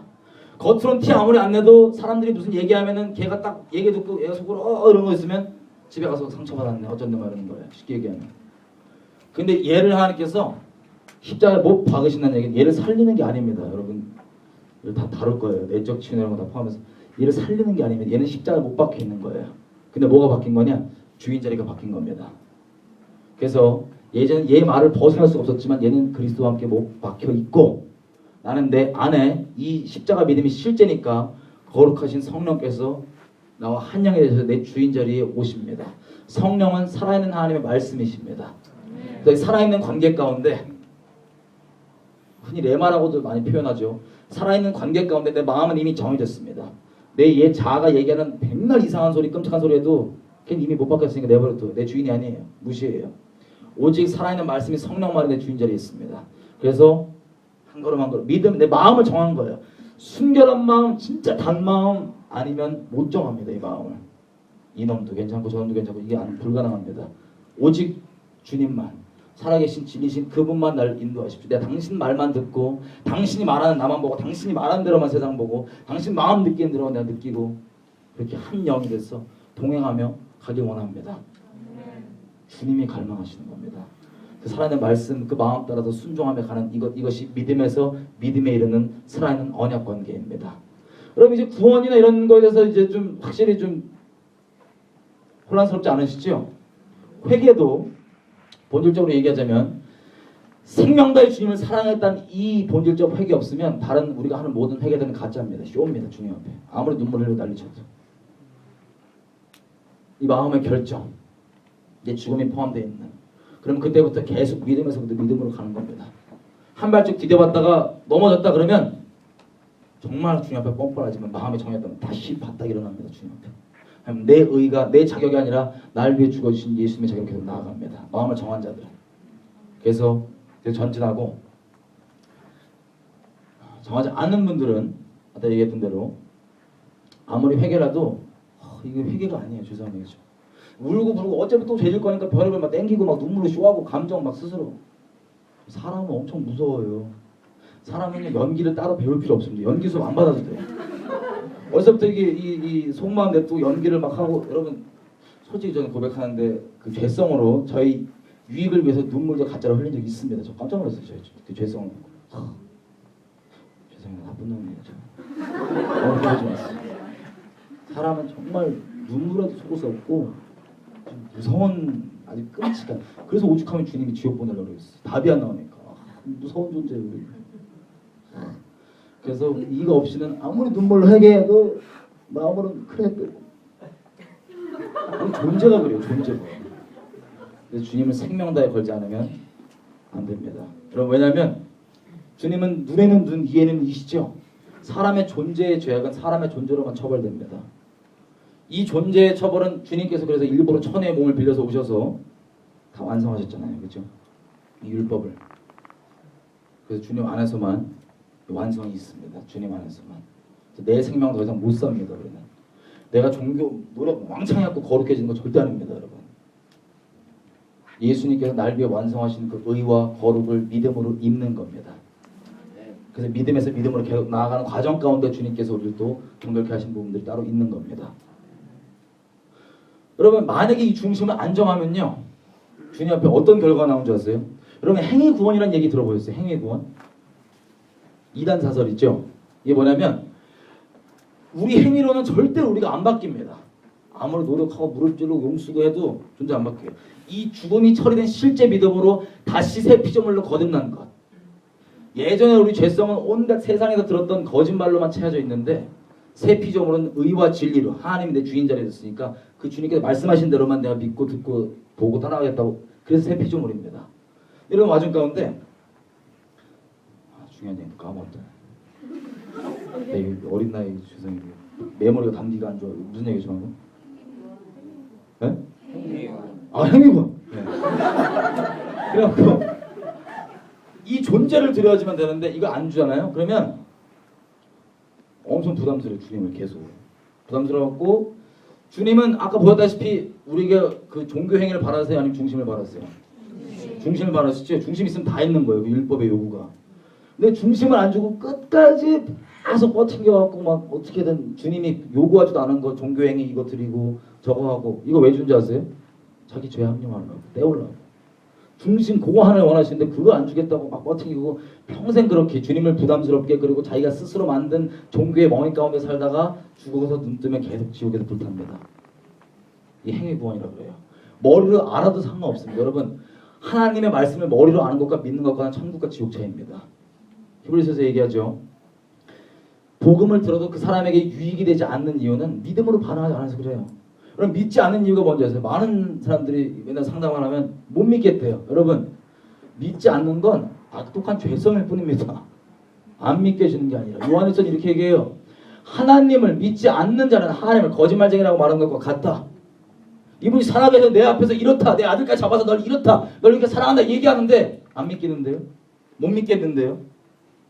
그래서 지옥 가는 겁니다. 그 악독한 마음 때문에. 믿음은 결정이고 요한복음 주님께서 14장 이렇게 얘기하십니다. 하나님을 사랑하는 자 15장 친구를 얘기하시는데 자기 생명을 내어서 서로 사랑하는 자 이게 친구 관계입니다. 이게 하나님께서 우리가 원하시는 관계입니다. 결혼 관계, 친구 관계. 근데 14장에 보면 3번이나 이렇게 얘기하십니다. 하나님을 사랑하는 자는 그의 계명을 지킨다. 그의 뜻을 행한다. 감정으로 눈물을 흘리는 게 아니라 행한다고 되어 있습니다. 여러분 이 존재를 드리는 믿음으로만 우리가 존재가 바뀔 수 있고 거룩함을 입을 수 있지만 이 믿음은 나를 움직이는 믿음입니다. 이 별개로 머릿속으로 자꾸 생각하는 게 아니라 실제 내가 백날 종교행위해도 난 안 바뀌지만 이 중심의 믿음이 있다면 여기 나와 있는 모든 율법을 지키라 이런 게 아니에요.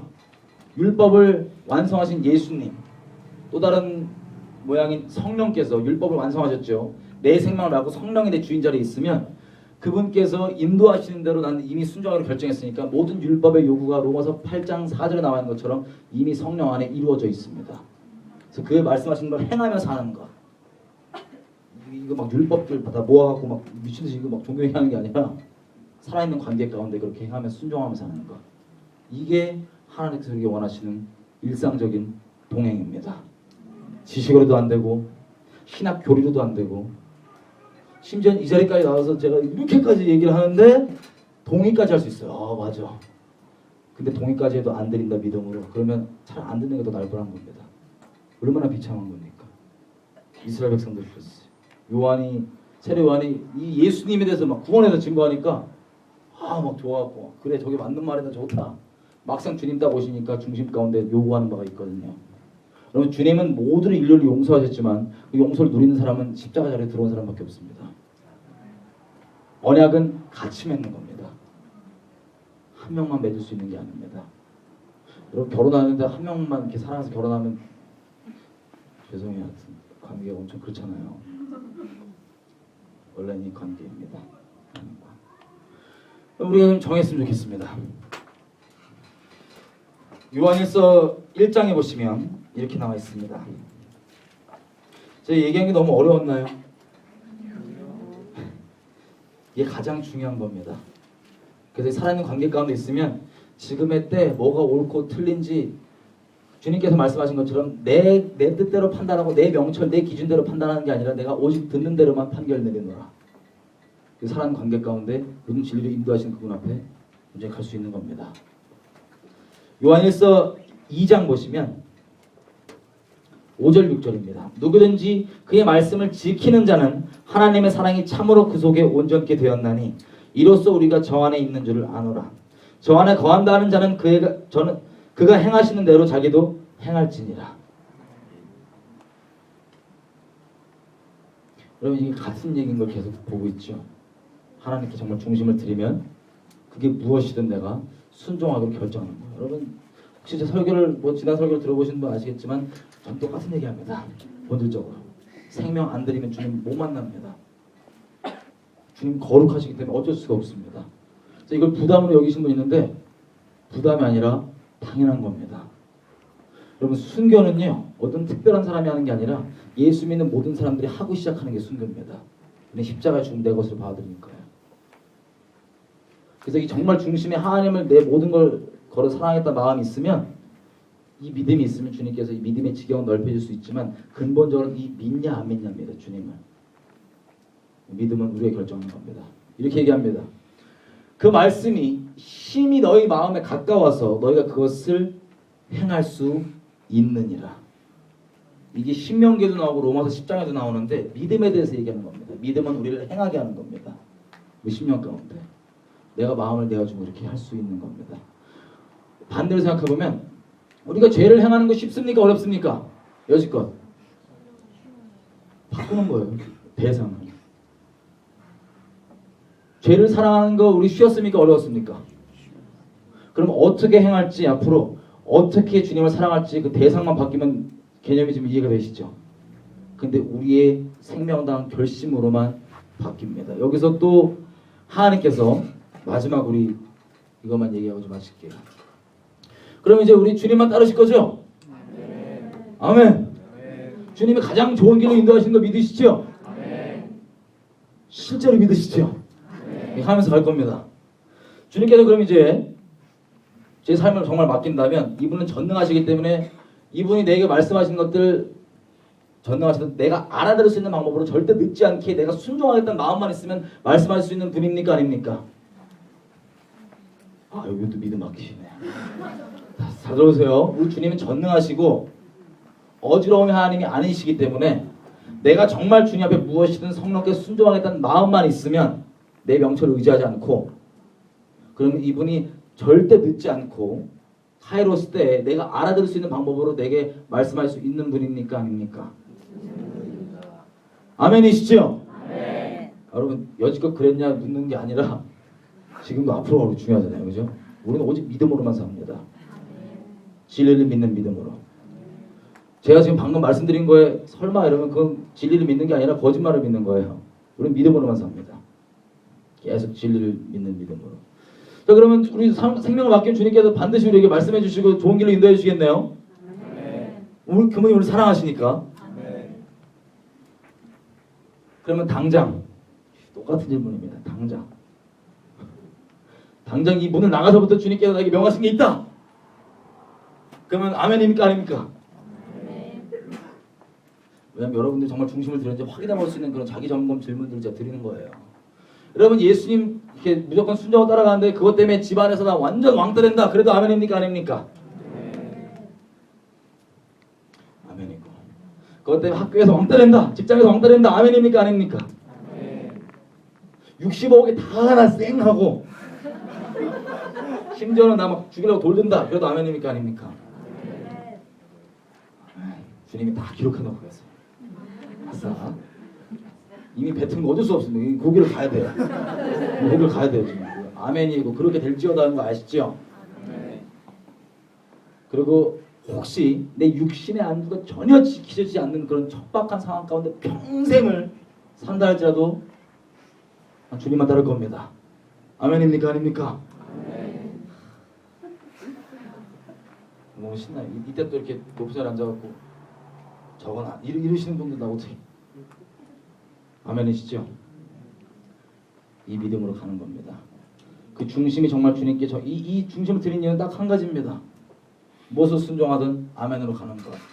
안에 여러분들이 혹시 요거 시킬까봐 갈등하는 부분이 있잖아요. 예를 들어서 내 주님께 이제 중심 들고 따라가는데 설마 요건 안 시키겠지. 요거는 뭐 굳이 따지면 제 와이프가 그랬어요. 화장실에 험악한 그 선교지를 보내는 건 아닐까? 화장실만 험악하지 않으면 어디든 아멘입니다. 요런 토다는 그 조건들. 그게 우리 와이프한테는 생명 다해 주님 대신 생명 다해 사랑하고 있는 곧 찰싹 붙어 있는 그겁니다. 사람마다 다 틀려요. 사람마다. 그래서 이렇게 얘기하는 거예요. 어떤 사람은 예를 들어서 좀 이렇게 재정적으로 어렵게 살았다.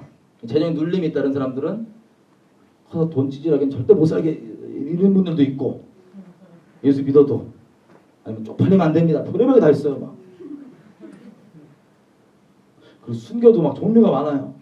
겨우 순교한 애들이 있고 순교까지는 하겠는데 너무 아프게 죽이는 건 안 됩니다.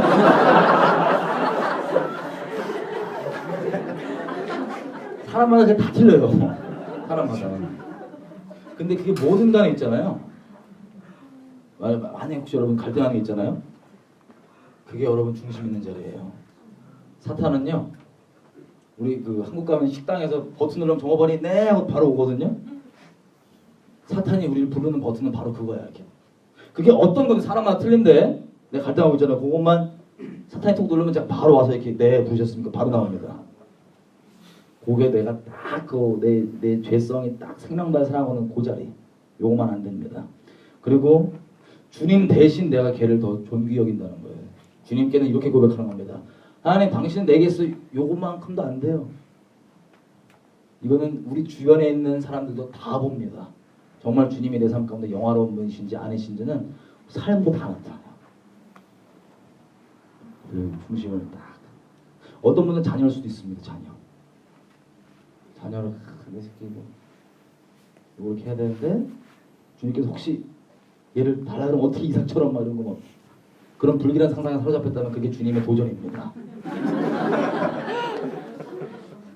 어떤 거든지 다 틀립니다. 이것만 우리가 얘기하겠습니다. 그럼 그게 어떤 거는 간에 우리가 그것과 주님과 바꿀 수 있습니까? 없습니까? 없습니다. 우리가 지금 이 시간에도 어떻게든 주님 아닌 다른 것들을 추구하려고 어떻게든 내 존재가 죽기 싫어서 존재가 살고 싶어하고 생존으로 막 어떻게든 죄의 핑계거리 막 어떻게든 비집고 막 뒤져보고 있는 지금 이 시간에도 주님은 너무 잘하십니다. 근데 이분이요, 우리 사랑하신다고 하는 그 언약을 완성하신 그 얘기는 하늘 영광도 이분 못 막았습니다. 하늘의 영광도 천지를 지으신 이분이 끝까지 주님을 거절하겠다고 갖고 있는 우리를 향한 그 사랑에 대해서는 막을 수가 없었습니다. 이 땅에 오셨습니다. 이 땅에 수많은 선제들을 보내셨죠. 주님이 싫어서 다 거절해서 선제들 죽인 겁니다. 하나님 말씀이시거든요. 중심 가운데 들어오는 말 딱 싫은 거예요. 그 말씀 어떻게 대하냐고 우리 삶에 완전 뒤바뀌는 겁니다. 그게 하나님이십니다. 우리 10년 가운데 들어오는 말, 교리, 뭐 지식 이런 게 아니라요. 그렇게 거절받으시면서도 주님께서 이 땅에 직접 오셨습니다. 때가 참에. 그래서 이 존재 자체를 아주 천의 몸으로 오셔서 우리 존재가 죄가 범한 모든 율법의 요구를 주님께서 완성하셔야 되거든요.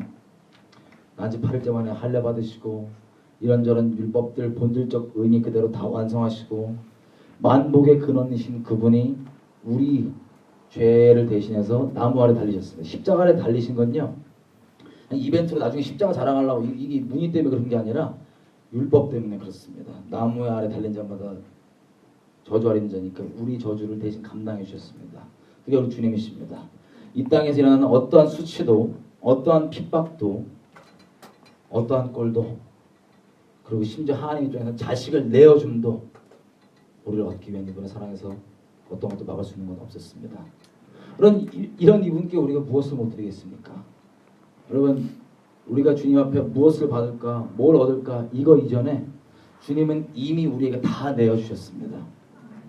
만복의 근원이신 그분 자체를 내어주셨습니다. 그분을 누리는 건 우리의 결정에 맡겨놓으셨습니다.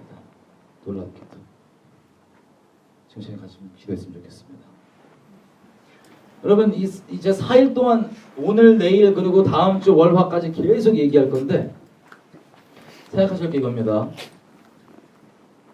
절대 감정의 분위기에 휩쓸려서 기도했는데 넘어가지 마십시오. 속지 마십시오. 감정이 있을 수도 있고 없을 수도 있고, 없다고 해서 그 여러분의 결심이 아닌 게 아니고, 그리고 눈물이 있다고 해서 여러분의 결심이 진짜인 것도 아닙니다. 실제 결심은 일상 가운데서 삶으로 맺어진 열매를 통해서 봅니다. 완벽주의를 얘기하는 게 아닙니다. 여러분은 누구를 정말 생명 다해 사랑하실 겁니까? 누구를 주인 자리에 두실 겁니까? 누구에 의해 움직이실 겁니까? 여러분의 일상 가운데 계속해서 이어지는 믿음에서 믿음에 이르는 결정입니다. 중심을 딱 정하면 그때부터 이게 날 자유케 하지만, 중심을 안 들이고 어설프게 내가 아까 얘기한 것처럼 요구한 어떤 뭐 율법의 행위만 몇 개 해보려고 그런다, 더 부담됩니다. 그리고 혹시 이 자리 가운데서 넘어져 계신 분 있다, 잘 들어보십시오. 우리가 지금 여지껏 봤던 것처럼 내가 어설프게 종교적 행위로 하나님께 순종하는 게 뭐가 중요합니까? 내가 이거 좀 섬겨줬다, 뭐 해줬다, 이거 아무짝에도 소용없는 겁니다. 중심 없으면 어떻게든 이걸 핑계, 난 이걸 해줬으니까 나는 내 죄성 추구하고 싶은 그대로 하고 싶어 안 달라는 것, 세상 추구하고 싶어 안 달라는 것, 아무것도 여러분 도움 안 되는 거 제가 말씀드렸습니다. 아무것도. 여러분의 직분, 행위, 예배 나온 횟수, 여러분의 신학 지식, 학위 아무것도 도움 안 되지만 이 언약 관계 있는 자들에겐 다 있는 거고, 언약 관계 있지 않는 자들에겐 그 모든 것들은 주님에 대해서 내가 죄짓고 싶은 핑계에 불과할 겁니다. 이제 더 이상 얘기 안 해도 여러분의 밝히 하나님께서 지금 조명하고 계시리라 믿습니다. 진심으로 주님 앞에 나아가십시다. 여러분 갈등 되시는 분 있을 겁니다. 괜찮습니다. 갈등이 정상입니다. 근데 갈등이 다가 아니라 그럴지라도 내가 최종적으로 택할 바는 주님이냐 세상이냐, 주님이냐 죄성이냐, 이 결정은 반드시 개인이 내리셔야만 합니다. 주님께서 정말 모든 진리 가운데로 인도해 주시고 저 여러분의 인생을 주님의 뜻대로 완벽한 계획대로 책임져 주십니다. 혹시 이 자리 가운데 여러분들이 정말 돌아오기 어려운 곳으로 넘어져 있다, 끔찍한 실수로, 괜찮습니다. 주님은 완벽한 내비게이션이십니다. 그 자리에서 주님께만 내가 마음을 정한다면 주님께서 또 올바른 길로 인도해 주십니다. 중심을 정하십시다. 더 이상 과거에 내가 이렇게 됐던 건 그러면 아무 의미 없나, 이런 것들 과거 연연치 않고 지금과 앞으로 주님을 정말 순결히 사랑하는 것 일상 가운데서 열매로 맺으실 겁니다. 그러면